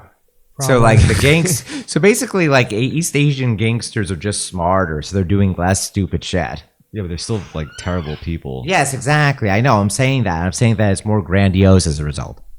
It's interesting. This is why I've always liked Korean gangster movies. They're just interesting takes on like it's like a different underworld than I'm used to seeing, you know, like okay, you compare a bunch of guys shooting at each other because they compare O Block to Korean gangsters. Gay gangsters. Yeah. Say that. Well, the thing about Korea is they're not allowed to have guns because they're pansies. So no, I know, but that's a factor too. But I mean, just the type of people committing violent crime there. In Korea? Yeah. Yeah, you got to be some like mean person. Or greedy, or that greedy and mean. Yeah, for that family First of all, business, yeah. If you're a criminal that lasts, you probably don't like doing violence because you wouldn't be able to control yourself. Really, well, violence. A lot of criminals just go to jail often and routinely and regularly. Like it's like a hassle as well for you. I just know violence. Let's be real. Violence is bad for business. Mm-hmm. You avoid it as much as you can because the more violent you are, the more ultimately that's just rocking the boat. You don't. I mean, I can't think of a smart gangster that relied heavily on violence that didn't eventually get clipped or like locked up, you know? To the note of it being more gritty or nihilistic, well, maybe it's just the way it's depicted. I think maybe another factor, like America doesn't kind of leaned off doing gangster things. Not like the 30s. Well, I mean, because the American gangsters already won. Now they're working in the governments and shit. And this was like years ago. The FBI cracked down on organized crime very heavily. I mean, as this in could other be changes. this could all be traced back. This kind of inclination could be traced back all the way to even before this, I'm sure. But one prominent one, especially in Western culture, was when the British aristocracy really came together. It was a bunch of mean motherfuckers who came and decided, yo, we're going to kill anyone who disputes our rule. And they set it up so that, Well, you have a monopoly on violence, yeah. and they set it up so that they get to rule forever. Their families get to rule forever. And even if you look at, like, I think 39 out of our presidents, like, I think they're all related or trace their lineage back to King James in some way. Yo, That's true Richard, of can a you look lot of that up? British and I mean, it's just How many presidents are related to King James? it's going to be a lot because a lot of presidents are of English ancestry. Yeah, just Google, like, presidents. Whether King direct James. descendants or just very distant descendants. I mean, it's just having an overclass that is I overwhelmingly mean, if the English. tree, it depends on what the tree looks like. Like, if it looks like a crazy, like, direct line, you're like, huh. Even then, it's still true, just due to Yeah, let me see the English. image. You see the image on the top result? Yeah, the AI overview result. Just click on that. Yeah. Oh, it was King Edward. Yeah. Well, I mean, like, various presidents are coming from wealthy backgrounds, reasonable enough connection. Descended from King Edward III. Yeah, but America of all places, because Why? America was a British colony. It makes sense. I know, but still, like, it's been. I mean, a lot of people who moved to America were well-off people in it's been England. so many presidents, though. That's a lot of fucking. Well, we haven't had many presidents. We have had no Italian presidents. Most of our presidents have English We've had no- ancestry or Scottish Did we ever have a ancestry. Jewish president? No. No, right? And we not to mention any other race except for Barack Obama. Who's half English anyway. Exactly. So he's connected to the same family. Like, it's not so. All right. The thing so is, it's 42 a huge 42 number out of Americans are going to be descended from Edward III. No, yeah, King John of England, who signed the Magna Carta. Oh, so the significant part was also the fact that he signed the Magna Carta. That's John, but yeah. It was King John of England. Yeah, so who's You have also a lot of related. descendants and a Yeah. lot of rich people, or not even rich people. A lot of middle class people are descendants. First of all, and you they know end what? up in America. I get the sense that this kind of makes you feel more comfortable, if anything. It kind of gives you a sense of, like, order. There is a sense of order to even our presidency. Like, you can't not. It's not true that just anyone can become president of the United States. We're gonna never have, like, Camacho, unless Camacho. You know, is there's a directly- huge number of descendants for a lot of these people, and a lot of them are just ordinary Americans. unless, like, some Chinese guy becomes president. Yeah. Exactly. That's what I'm saying. Like, there's a reason probably why that hasn't happened for, like, 42 out of 40, 43 presidents, you know? Well, you can still count Barack Hussein Obama because of his Nah, but English. he- Yes, his English ancestry. Yeah, but that means he's not excluded from that. Yes, I mean he's Yeah. from an upper class, well, middle class Anglo family that has like CIA connections and is very waspy. But I've literally heard. JFK is far more of an interloper than I think Jimmy Barack Carter. Obama. I think Jimmy Carter was the one that actually wasn't related, wasn't it? Well, he's still from an old English stock family. He was the peanut farmer, right? Yeah, he was a well-off, he was a well-off man. Jimmy Carter. Yeah, and he's, I think, from a prestigious enough family. Damn. But I think, like, maybe that's the power battle now. It's like the first Jewish president is looming over the horizon, or like the first. What are you talking about? He's sitting in office right now. Dude, is Donald Trump even? He's He's also not Jewish at all, no. no. He's also a descendant of, like, that king too, right? Well, he's like Scottish and German. I don't know if he was in the descendants list, but I wouldn't be surprised just because, once again, there's so many. Interesting. Donald Trump, the first Jewish president, the first Chinese Jewish president. The first openly bisexual president. What? Yeah, he's always talking about how beautiful men are. That's true. He's always talking about these beautiful Marines in the audience. attention real quick. Yeah, yeah. If, what are you if you talking want about, Rich Carmen? to pay attention, you just make a gay joke or a trans joke. But it's like, he's in his queen era. He's a queen. He's always at a queen era. He insults people like a gay man from the 80s. He's always saying, like, the Marines, they're so big, they're so beautiful, they have so many muscles. And then when he's insulting a woman, he's like, she looks like a fat cow and her dress so not fab. That's so funny. Maybe he just knows the bro rules. Like, Donald Trump is he's a real bro. He's a real camp icon. He's a queen. He rightfully should be seen as a gay icon. He does kind of talk like a fruitcake. Like he's got that little, you know. Very much so, all the time, and his mannerisms. A lot of his qualities have that. Yeah. His like desire to judge beauty contests. It's just pettiness. Very petty. Yeah.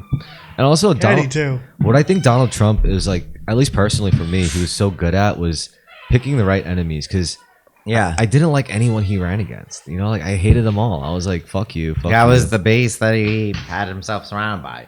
It was so good, so brilliant. Who knew how much I would hate Hillary Clinton? Like, who knew how much I wouldn't care for Kamala Harris? Besides the fact that they were, you know, it's not nothing to do with their gender, of course. I don't care that they were women. It's just, But at least, yeah. But actually, you know what? I can't even say I disliked fucking Hillary Clinton or Kamala Harris, because would you rather fuck Hillary Clinton or Kamala? Kamala. Yeah, same. Young. Consider them both young. Kamala's probably more fun. Yeah, I bet. And also, she was always hotter. Yeah. Hillary Clinton seems like a really uptight. Mm-hmm. Yeah. But my big gripe with Hillary and Tulsi's campaigns, respectively, were their followers. I just hated the people who were pushing me to vote for them. I just didn't care for them. I was like, Many such cases. if this means I have to vote for your America, I don't want any part of that. I don't want that. This doesn't sound good. Like, you guys are just assholes. You guys are fucking fucked up. Like, even when you guys are not talking about politics, you guys are just shitty fucking human beings. You know, like, what do you do when you all get together? You just talk shit about each other, get into drama with your friends, your family, get into all sorts of shit, like losing custody of your kids and blaming the government, blaming the white man, blaming the president. Like, it's too much. It's literally the worst people. Like, how is it that this party became? How did they put up so many irritating figures? But then again, every Republican that's not Trump is irritating and unpleasant. Yeah, of course, but at the very least, those people know how to keep a fucking job. Honestly, like even those Mexican conservatives who voted for Trump, like those are all the dudes who keep jobs. Like, Yeah, I mean, it's this you know, wide race, multiracial base of support for Donald J. Trump. But yeah, I like how you offered that accurate concession. yeah, I mean, I meet them all the time. Yeah. From my personal experience, I would think that there's far more Trump supporters just because it's so common that I meet like an Uber driver, random Mexican guy. And it's also like these fucking upper middle class white kids who were all Democrat really thought that they were America. They really thought that they were the people. Well, I guess if you live in that kind of a bubble, it's just people live in different bubbles, but Like, they really thought that they knew, like they had their finger on the pulse. Like, no, what are you, serious? Like, the way they talked to people back in those years, like back in 2016 or whatever, it's like, yo, are you serious? And it's like, I don't know. I know a lot of people got invested in that culture war, but I mean, I guess I kind of knew. It's like, how do you think this is going to end? Like, what do you think this is going to end with, some communist utopia in America? Like, get the fuck out of here. Like, do you know what happens to people who try this in other countries? We kill them still. Like, get the fuck out of here.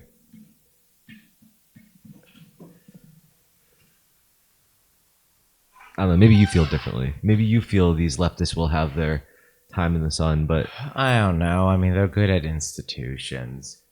And maybe that's led them to be too bold or to assume too much about what they could pull off. A lot of people are just irritated with it.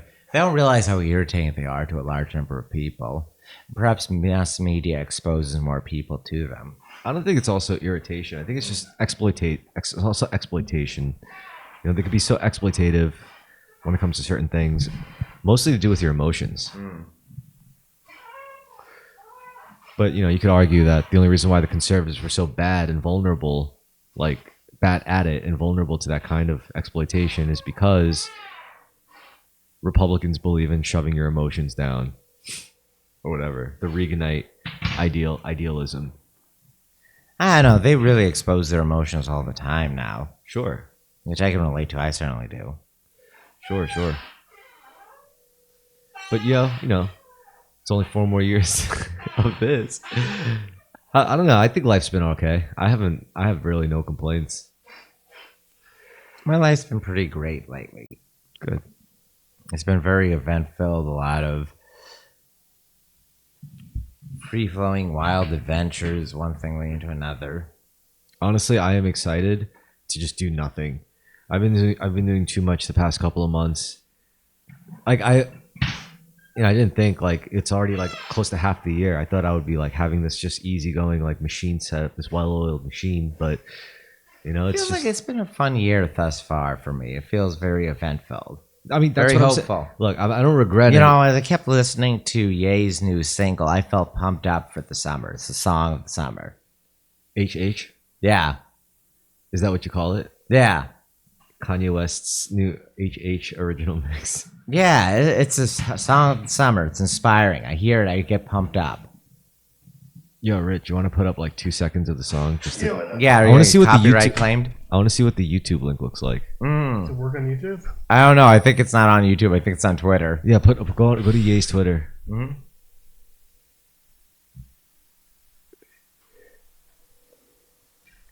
They're all going to bask in this wonderful audio quality.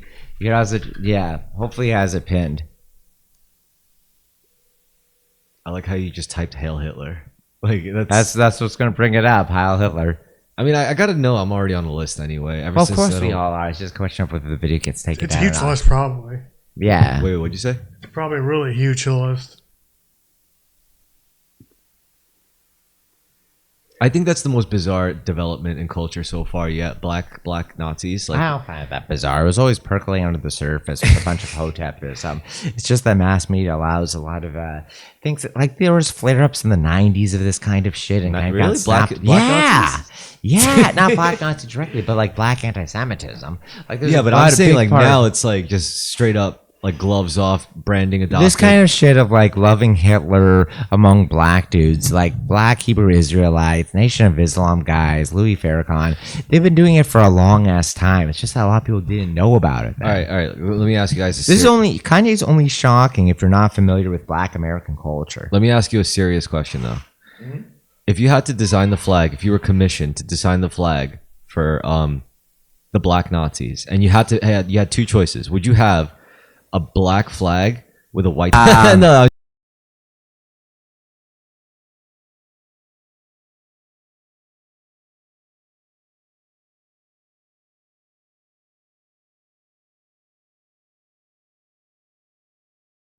Just saying, this is a serious Pan job. African swastika. So you my have God.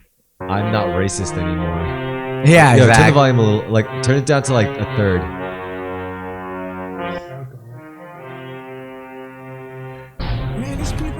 I mean this. Okay, pause it. Yeah. Yeah. This The is, chanting along with this video of black can you guys mute it and wearing let it gray play? wolves, where the guys chanting, they're wearing the gray wolf costumes. he's animalizing. He's going primal. Well, they're like Zulu warriors, but they're using a North American gray wolf or a gray wolf pelt. Damn. Stolen valor. I know the video goes what? It's a monkey pelt.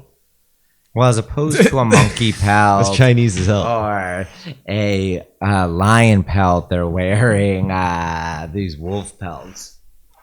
Yeah.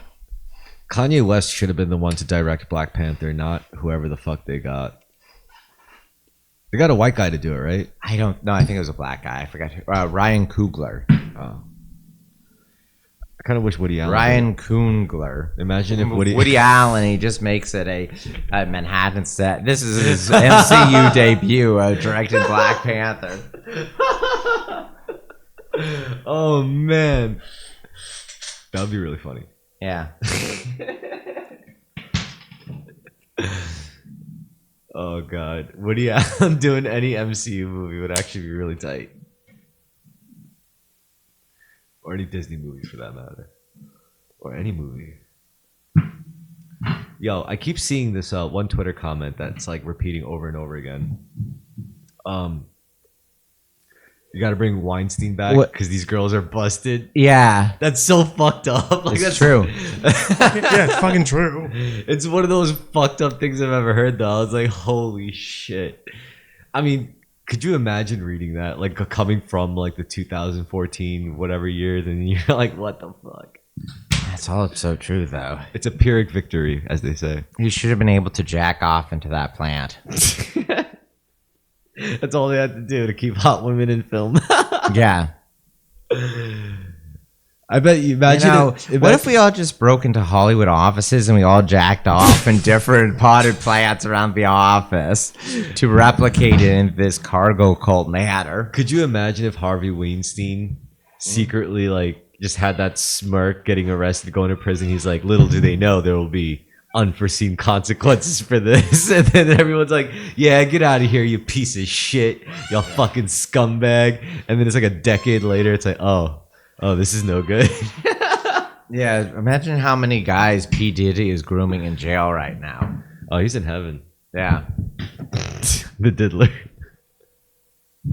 Yo, if P. Diddy, imagine if like in like 5 years you see a council of like badass Hollywood sex criminals, like fucking who's in House of Cards? Kevin Spacey. Kevin Spacey. Then you got this guy, Harvey Weinstein. Harvey Weinstein's gonna die in prison probably. Well, yeah, he's very old and he's in bad health. Stan Lee's not a pervert, at least. He's been dead for a while. He's been dead for a while. He was being elder abused in his last years. Yeah, he was that sucks. being like taken advantage of by a bunch of cons. Kept him pure. Yeah. It's like his family members, right? Yeah, his daughter in particular was just stealing money from him constantly. Yo, that's apparently a common thing. Super common, especially with like infirmed. I'm glad that my dad died before he went senile. It makes things a lot easier. No, I mean like shady people taking advantage of like old Hollywood, old famous, old people in general. There's a ton of conning of old people, like elder care, all that. even royalty. Yeah. Boo-hoo for them, huh? I feel bad for them. I feel bad for any elder that be like that. I feel bad that George Herbert Walker Bush was kept alive for so long when he should have been allowed to die with dignity. Instead of just rolling around in his wheelchair being senile. Yeah. Sexually harassing women in his senility. Oh, well, he's probably having fun with that. Yeah, I know. I always like describing George Herbert Walker Bush as a unpunished celebrity pervert, because when he was in a wheelchair, he was like grabbing his nurses' asses. He's like, listen, dear, I did unspeakable things for my country. No, he literally was saying lines like, you know who my favorite magician is? David Copperfield. And then he would grab their ass. Oh, my God. Oh, Mr. President. Yeah. Yeah, that's how powerful, how sexy being powerful is. Yeah, imagine a bunch of the nurses he was sexually harassing were probably still turned on just because of how powerful he was as a 94-year-old former president. All right, let's think of a scenario here. Let's say in some alternate universe there is a Carmen exists. Imagine if senile Bill Clinton was still like fucking a bunch of women, like Bill Clinton in the nursing home still fucking the nurses. What do you think his favorite race nurses? He liked like trashy white women. Yeah. He liked trashy white women. Maybe his tastes have elevated since Monica Lewinsky. Maybe. All right, so let's say in an alternate universe somewhere there is a Carmen that exists right now at your age who is the president of the United States, okay? And Yeah. you woke up tomorrow and you were the president of the United States. You were that Carmen, right? You were just living life for that day as that Carmen. Immediately, you were single. Like that president just happened to be single. I know. Was there ever a single president? Actually, no. Right? No, there was. It was, I think, James Buchanan, widely rumored to be gay. He was single for. No, I'm serious. He lived with like his male best friend that inherited. That's so from him. gangsta, yeah. Yeah. He said like he literally had some line asked about marriage, and he's like, I suppose I was going to marry, it'd be some old spinster who would just like stay out of my hair. Oh wow, that's a good line. Yeah. All right, anyway, you were that president. You were Carmen. You were the Carmen who was president. Immediately, who would you try to seduce? Like everything else was the same in the world. That's the only key difference is you're president. That was Zoe Kravitz. Nice. Or Doja Cat. You think Doja Cat will want to fuck the president? Yes. Really? Yes. Really? Yes. You really know her that well where she just automatically be like, yeah, I want to fuck the president. If he was white, yeah. Okay. Fair enough. But still, I mean, that's who you'd go for? And no one else? It says Zoe Kravitz. True. That Zazie Beetz. What about Natalie Portman? Actually, then again, I don't know. Who knows if any of these people would... It's like If she was 12, yes. It's like Donald Trump trying to seduce these people. They'll be That's like, true. I'm not feeling this, Mr. President. You know, like... You probably have it better than I like Donald the Trump. idea of a guy who attempts to become president so he can get pussy. It's a really roundabout way of doing it. It's the most honorable way I could think of. Yeah. And honestly, if The like, first insult president who becomes president to get pussy. well, I would say like if that was revealed, like after he won the election, he came out and said, "I just became president to get pussy." Yeah. America has no choice but to be mad at themselves at that point. It's like, No, they would celebrate him. yeah, No, it would be a national hero. America would become the country of love. Hmm. And life in America would just be one big rom com. If we had some nerdy loser who became president just to get the girl, Yeah. you know, it's like then America truly would have become rom com material, you know. But now we chose a different genre. We chose it is a wacky '80s comedy, Everything about him. like is the just president getting his ear shot, the president being an insult comedian. some Chinese virus wiping out like 300,000 people. You know, the occasional movie plot about what if a comedian became president it'd be fun to do that bit again after Trump. It would just feel like, well, That it was a already good happened movie. in real life. What? Did you see that movie? What? Man of the Year, I think. Yeah, I have. So good. A bizarre movie because like half of it's a comedy, then half of it's like a knockoff 70s political thriller.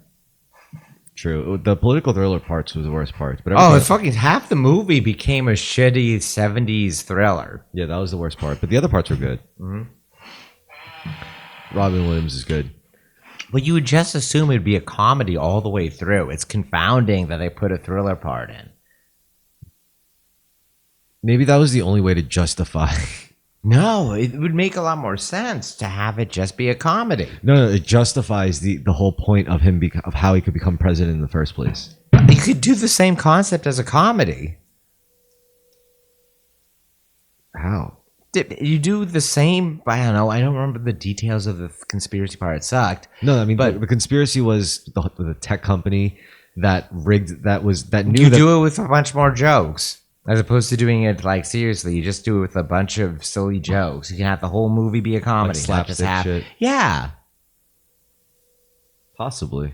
it would be the way you would have done it every other time. It's just a bizarre choice there. True. No, I think there were better ways to do it, but I know why they did it. I know they did it just as like a form of like exposition, basically. Why make half your movie exposition? Because it's a serious thing. Like, how do you justify a guy? Oh, running it's for- just too sacred of a subject running for president.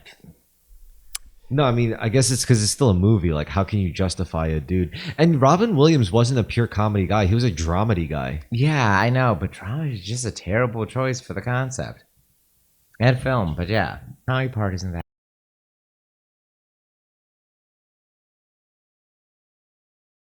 funny. Really isn't. It feels It's a very weird fucking movie. It's very much like a gumming political satire as opposed to a biting one. Like there's no actual real satirical subject here. But it's kind of prescient though for like Yeah. considering like Trump and Wasn't everything. there a movie where Chris Rock or another black comedian became president? Was there? Yeah, there was one in the 90s. It was just a comedy. Chris Rock, I think. And that was purely as a comedy. I like the idea of you make a movie today about the first black U.S. president, and the whole thing is about how Barack Obama isn't really black. Do you think that golden era of black comedy is over? Yes. You think it's dead? Probably.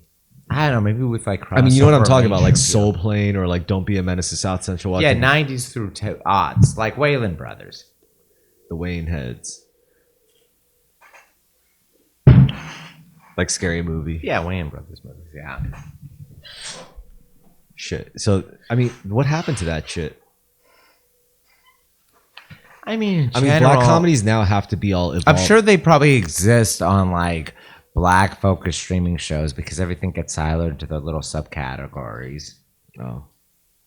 Like Tyler Perry. Yeah. Has his own channel. There's this really hot woman on the bus from New York to to Boston who's watching a Tyler Perry melodrama on her laptop.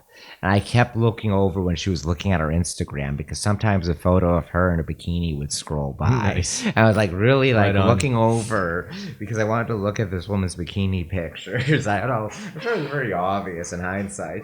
Yeah. Robert De Niro is really into black chicks. Yeah. Well, much commented on What is? that. I didn't know that. I didn't know it was much Oh, comment. he had a black wife. Yeah. I just heard it like randomly from one of my old. His new wife is white though, but yeah. His new wife is white. Mhm. Oh, but he still has kids with his. Yeah. Oh, nice. his son just transitioned to female and looks pretty good in the photos. Man, I didn't know that. I would fuck her, maybe. She looks a lot worse in person, but Jesus Christ. imagine saying you fucked Robert De Niro's mulatto trans daughter. Damn. That's pretty heavy though. Yeah. I think I would try just for the story. I mean, one of Elon Musk's kids are trans. I'm pretty Yeah. sure. That's interesting. Yeah. He's not happy with that, Yeah. but he's got a ton of kids, so that's probably why he had a ton of kids. Honestly, They're all sons. This ruins his son spree, having one trans daughter. how does he have only sons? He's using in vitro fertilization and they're rejecting the eggs that turn out female.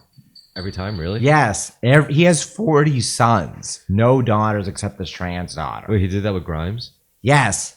Yes. All of his kids are boys. Oh, I thought him and Grimes just accidentally had a kid, but he actually like propositioned her. Supposedly, his penis doesn't work, according to Azealia Banks.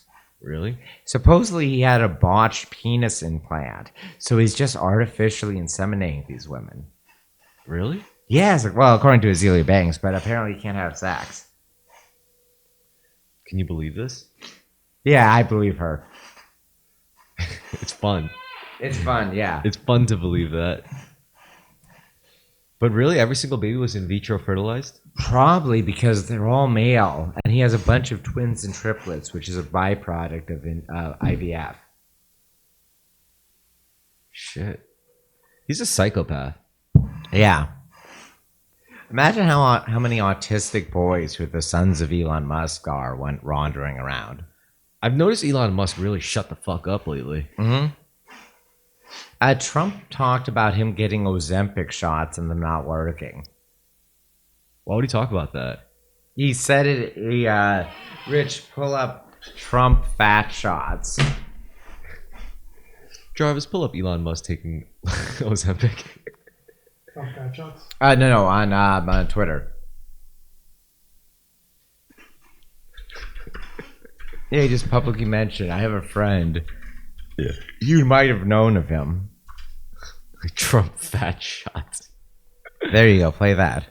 You can play it without copyright. Very, very, very top guy. Most of you would have heard of him. A highly neurotic, brilliant businessman, seriously overweight, Oh. and he takes the fat shot drug. And he called me up, and he said, Yeah. President, he calls me, he used to call me Donald, now he calls me President, so that's nice respect. He's a rough guy, smart guy, Rough guy. very successful, very rich. I wouldn't even know how we would know this, but because he's got comments. President, could I ask you a question? What? I'm in London, and I just paid for this damn fat drug I take. I said, it's not working. He said, Everyone's laughing. I at just me. paid $88. And in New York, I paid $1,300. What the hell is going on? I mean, I'll tell you a story. A friend of mine who's a $88. businessman, very, very, Is he very really talking about Trump, though? top guy. Most of you would have heard of I him. mean, Elon? Yes. Highly neurotic, Hold on. brilliant businessman, Highly neurotic. seriously overweight, and he takes the fat shot. It's a fat shot drug. And he called me up, and he said, President, he calls me, he used to call me Donald, now he calls me President, so that's nice respect. He's a rough guy, smart guy, very successful. So this is very about Elon. rich. I wouldn't even know how we would know this, but All right. because he's got comments. President, could I ask you a Got common question? sense. What? Jesus Christ. Elon Why Musk, does the drug cost $88? Would he care about that though? Yeah, because very rich people still get neurotic about those things. Not like it's directly affecting him, but the idea of it bothers him. And it's impossible to just eat less when you're that rich because it's like, why? What? Well, most rich people do just eat less. Most rich people are fit. They hire personal trainers. Obesity is associated with the poor in America. I'm trying to really see if that's because I know like of some rich people who live in excess, but the thing is, I just don't know that many rich people. I'll be honest. Like, A lot I just of don't. rich people, especially normal rich people, are fit. Those aren't really. I never considered normal rich people like those normal. I don't consider normal rich like people we can touch, like people we could actually like see face to face in the streets regularly. I consider rich people like the kind of people who really don't like to be around in public or something. Even if you're like a billionaire, you're usually thin or relatively in good shape. Again, I don't know too many of those. I just don't. You can see them in the public eye, though. Like, Elon is a very overweight. Fuck, he's saying Because every billionaire I know is usually like very old. You know, they look like yeah, they're very old, but they're still in pretty good shape. every billionaire I know of. Seems Yeah, like very know fucking of. old. Elon Musk is one of the fattest rich man. I mean, there's Bezos. He doesn't seem fit at all. Bezos. Seems what? like- He's like works out all the time and takes TRT. Richard, can you pull up a recent picture Jeff of Bezos? Bezos, when he was He's young, ripped. he was a skinny nerd, but now he's like the ripped most Cuban man alive. And he's not even Cuban at all. His adopted swarthy father's now. Cuban. Yeah, but no, he's like Swedish. Once you get to a certain level of richness, you can change your race. Yeah, it's like how Mark Zuckerberg went from Jew to California white guy. Whoa. California surfer bro. Hey man, I'm Jeff Bezos. I'm a fucking billionaire. Yeah, like he just wants to be like a Bond villain, so he got ripped while also being a billionaire. What do you think he's like in person? He's probably a lot of fun now. He's probably like a try-hard guy, but like that photo of him wearing his like on New Year's Eve with his girlfriend. You think he's nice in person? Probably he's obnoxious, but I bet he's fun now. I bet he hung out with like Vin Diesel and everyone. Yeah, he would now because his dream is he's just a Miami guy. Do you think he did some coke? I'm sure he does a lot of coke. Yeah, look at what Jeff Bezos used to look like he compared looks- to now. He looks cute. Aw, that's cute. That's so adorable. His DoorDash he had. And now he's this monster. He should get a tattoo. If I were Bezos, I would get a tattoo. Yeah. Like a Samoan tattoo. Yeah, actually, that'd be really cool to be a billionaire, and then you're just like, I'm going to get a full body race change tattoo. What are you going to do about it? Yeah, he's like, You're balding. you got plugs. Yeah. Really good plugs too. What a gangster. I seriously think there's a chance he might be the Antichrist. Call me crazy. Hold on, we only got like 30 minutes left. Let me just put a coffee on for that. Pot of coffee on. Take a break. Yeah.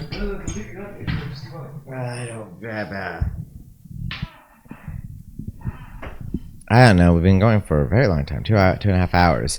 Yeah, you're walking away anyway. I'll just monologue for a period of time. Presented. Oh, wow. The overview of Gone with the Wind starts off with presented as originally released in 1939. Includes themes and character depictions which may be offensive and problematic to contemporary audiences. Gone with the Wind. What a good movie. How do you feel about Tom Cruise? I like him. He's not like super engaging, but I like him as the last remaining movie star. Is he the last remaining movie star? Yeah, I think He still so. does his own stunts. Yeah, I mean he's in great shape because he's on TRT, he's on human growth hormone. He has an endless workout regimen to stay young. In his own way, him and other aging movie stars are engaged in science experiments to see how long they can stay alive and stay incredibly buff. Yeah, but now it's ending, right? Like now. I don't know. He's still. I mean, like Mission Impossible. I haven't seen. I know it's a very long movie. It's his last gasp for the franchise, but Mission Impossible movies are consistently good. I mean, what would you do with your life as Tom Cruise right now? Come out of the closet. You think he's gay? Yeah, that's why he's in the Church of Scientology. Just take down the Church of Scientology. Tom Cruise is using the Church of Scientology perhaps for his own advancement, but No, it's really the Church of Scientology has proof that he's gay and he doesn't want it to get out. he's the most powerful person in the church, to my understanding. What? Yeah, He's the leader of the Church of Scientology? I think he's he is a de facto leader, and he likes funnels so much money into it. Oh, that's pretty handy. I wouldn't be surprised if at this point the Church of Scientology is really like a Tom Cruise vehicle. Yeah. That'd be Like if he took over the entire operation of the church. that would be a good movie. Yeah. I suspect he's gay because he's never with women. He has like occasional women or romance that he's supposedly in, but But you would also expect the last remaining movie star to be really master the art of. the most closeted man to ever live. You think so? Rich, what do you think? Is Tom Cruise gay? He doesn't have any kids, which is kind of suspect for a very famous actor. He has no kids. As far as we know, no. No kids, yeah. Jesus. He's rarely in a relationship, and they always feel very stilted and put like this, like the "I love Katie Holmes" thing. Yeah. That felt very gay. Yeah. Maybe I'm stretching it. No, you might be onto something. Well, he has kids. I know it's no much one knows who rumored. they are. Well, the thing is, Richie, Google search is Tom Cruise gay. I never Whatever says yes, I'm going to say yep. That proves it. I never considered the possibility, but then again, I never considered it. So Rather than worrying about being put on an FBI watch list, we should be worried about being put on a Tom Cruise watch list. imagine if we get killed by Tom Cruise himself. What an honor. Yeah. What does it say? Cruise sued a bunch of magazines for calling him gay. It's Yeah. like, hey, listen, I'm not gay. It's a pretty stable relationship.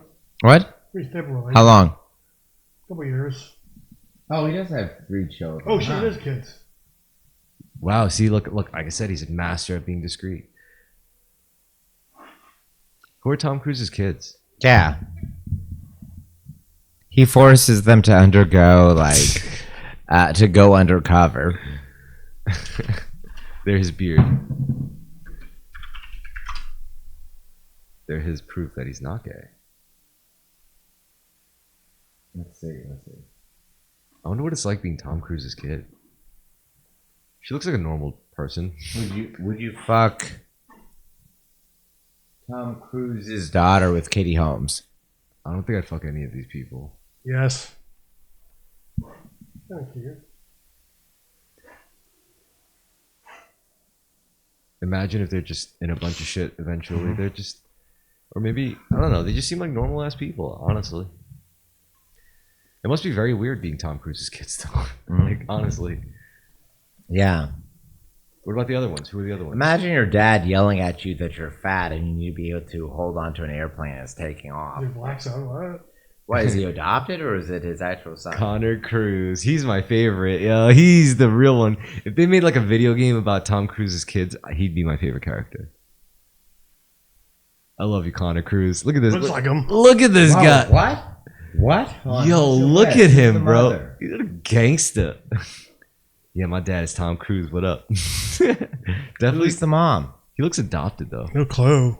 Is He he, has- adopted or is he a bio? Adopted. Wow. What? He's adopted. Oh. Looks like him, though, which is weird.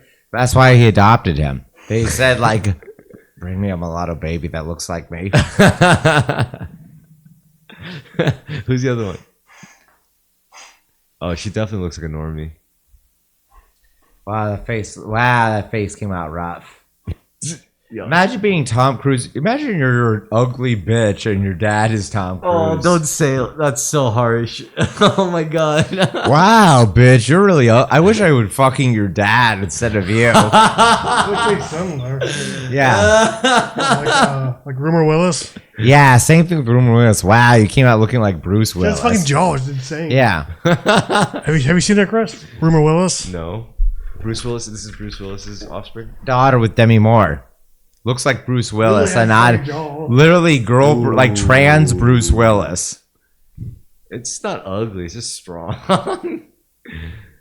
Oh, It's just Bruce Willis, but like- with weird feminine features. Look at how similar they are. It looks like a young version of him in drag. it's like Bogdanov shit. Yeah. You know what it is? She's designed to be thicker. She's not supposed to be that skinny. Yeah, she's supposed to be a fat Irish housewife in like an apron, like pounding on her husband.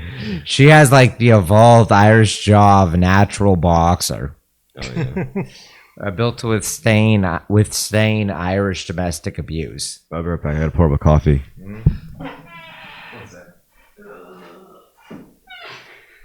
Yeah, who's the ugliest celebrity daughters?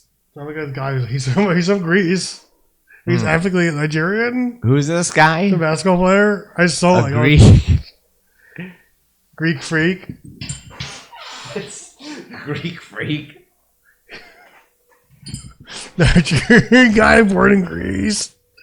Both his parents Nigerian. Yep. What's his tribe? You're gonna might have to search tribe. High jumper is what Masai. He doesn't look Maasai though. But what's his tribe?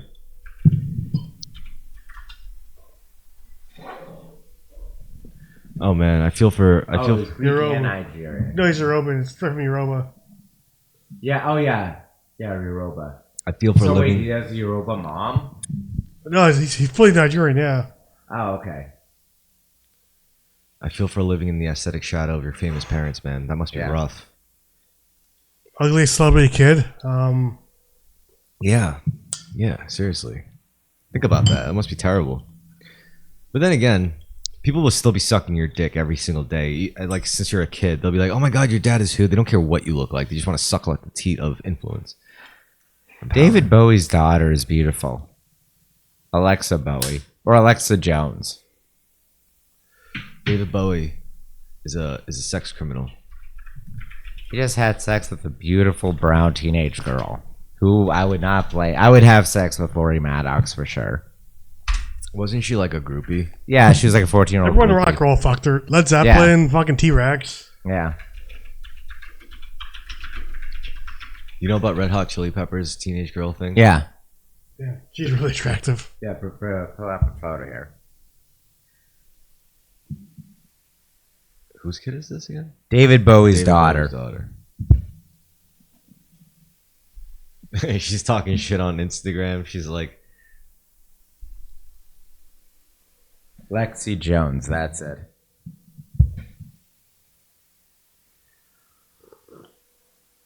honestly, being a musician's kid is probably a lot less rough than being an actor's kid, wouldn't you say? Yeah, probably. Depends on the musician, but yeah. Yeah, no, for sure. She made music, no one cared. Oh, Yeah, how old is she? 24, yeah. God, that's so hot. Oh, look, I'm not a copy, not a shadow. Oh, really? We were just talking about that, like living in the shadow of your famous parents. Yeah. I mean, his son directed the Warcraft movie. Yeah. Oh, no, really? Yes, really. His last film we saw, apparently. I saw that movie, too, and it was bad. Yeah. Which is kind of sad, if you think about it. Yeah. I think Bowie said it was beautiful. His last fucking film we saw.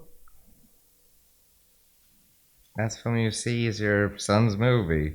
Your son gets to spend $200 million to make something that made money in China. Give it here. Yeah, here. Oh, yeah, probably a lot open. Thank you. Nice. You're like a happy Bowie. Yeah, he just looks happy. Look at his wife's his wife's Look at Chinese. happy Bowie. Let me see his wife. Those are rough. Hi, I'm David Bowie's wife. Whoa. That's David Bowie's son's wife. Yeah.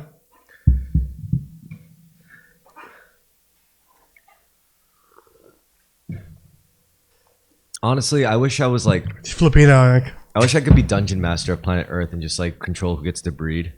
Yeah. Like you just do the experiments. It's like, let's see what happens if we make. We're already running an experiment to make everyone except Africans stop breeding. Really? Central Asia, there's some breeding, but basically everyone's birth rates, even in Latin America, are dropping. except for a few communities like Amish and Jews. Okay, no, that's a serious topic though. Like, let's break that down. What would incentivize not just the individual but the collective to stop breeding? Birth control smartphones. I know, but why would that keep people from wanting kids? Like, is it making people Birth more- control in and of itself just prevents a lot of accidental pregnancies, which probably are where a lot of kids are just coming from anyway. Smartphones, I don't know, just maybe people Aren't all births supposed to be accidental? Really? Yeah, so maybe birth control alone is just what's causing the population drop, it being available. I see. Yo, Rich, can you hand me paper towels? So, what's strange about human childbirth is how dangerous it is, and how like Yeah, it's improved with modern medicine, but it's always been very dangerous. it's dangerous and so infrequent compared to any other animal on planet Earth. Well, we have a very long gestation period, and then much gestation occurs outside the womb. Humans are basically fetuses until at least 3. Just outside the body, yeah. Yeah. Human babies are incredibly pathetic, unlike other animal babies. It's true. Well, I need to tweet this. Okay, so maybe some like as far as what could be de-incentivizing us to stop breeding, maybe we're doing it to ourselves. That's one theory. Yeah, I mean, yeah, we're looking at our phones even now at the podcast. I It's mean- just so inherently distracting. It keeps you from reading, from going out, from having sex. It's just a constant distraction. I agree that could be a factor of it, but it could also be like a more holistic sense. Like, you spend so much time on this planet being bad to the planet will eventually think of ways to make you off yourself. Yes. Well, I think we vetted them ourselves, but yes.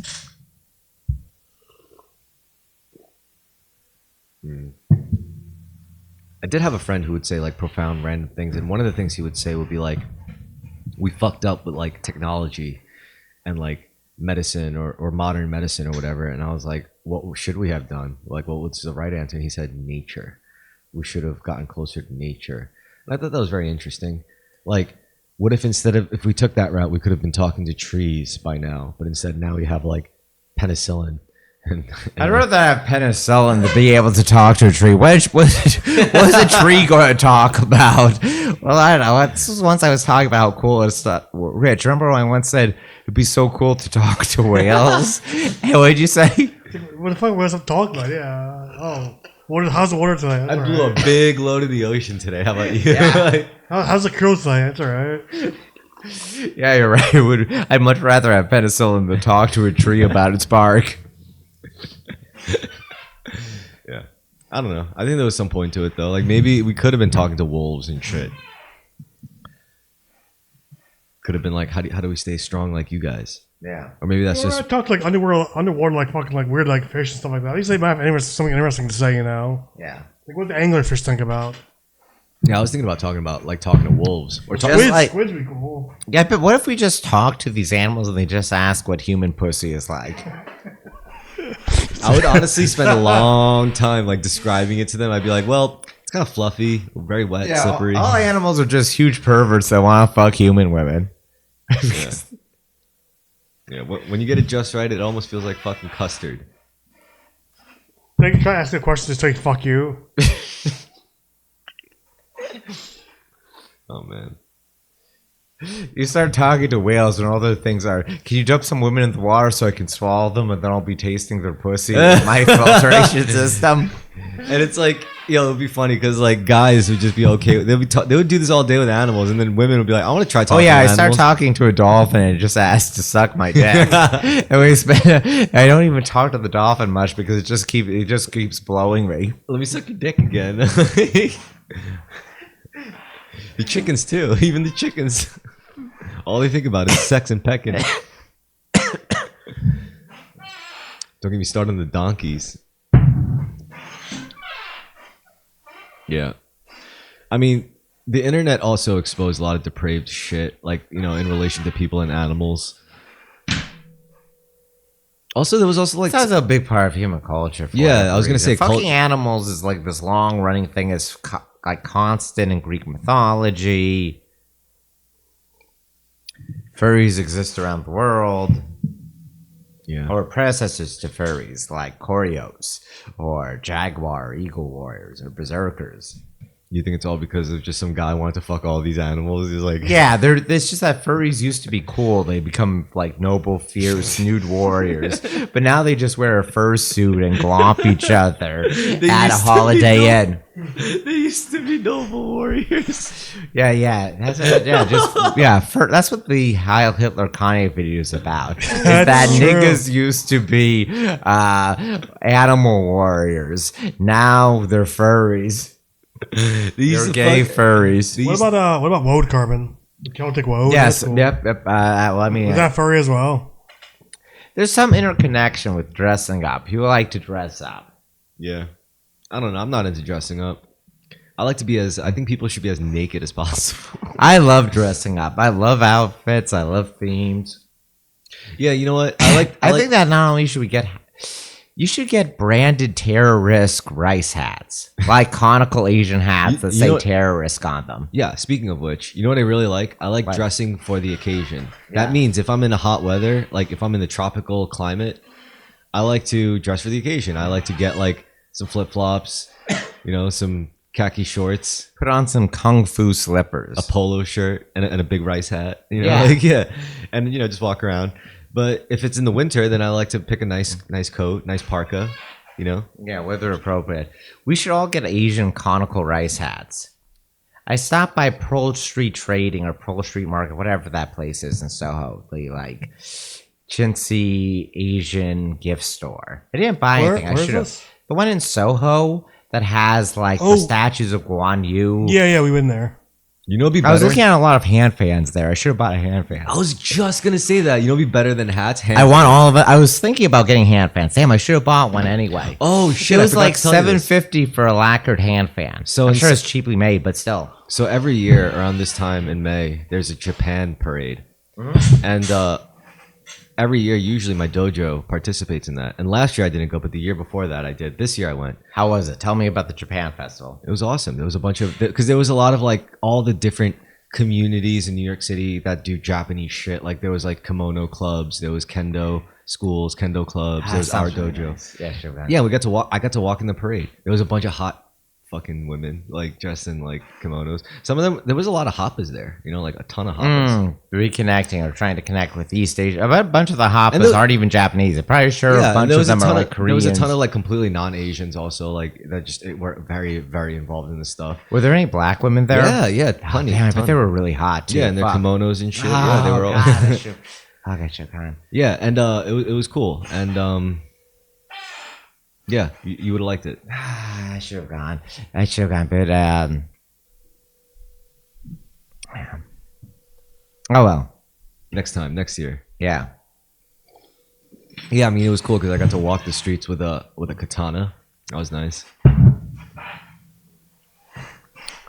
But I don't know, walking in a parade. It's very hot, a lot of standing, walking.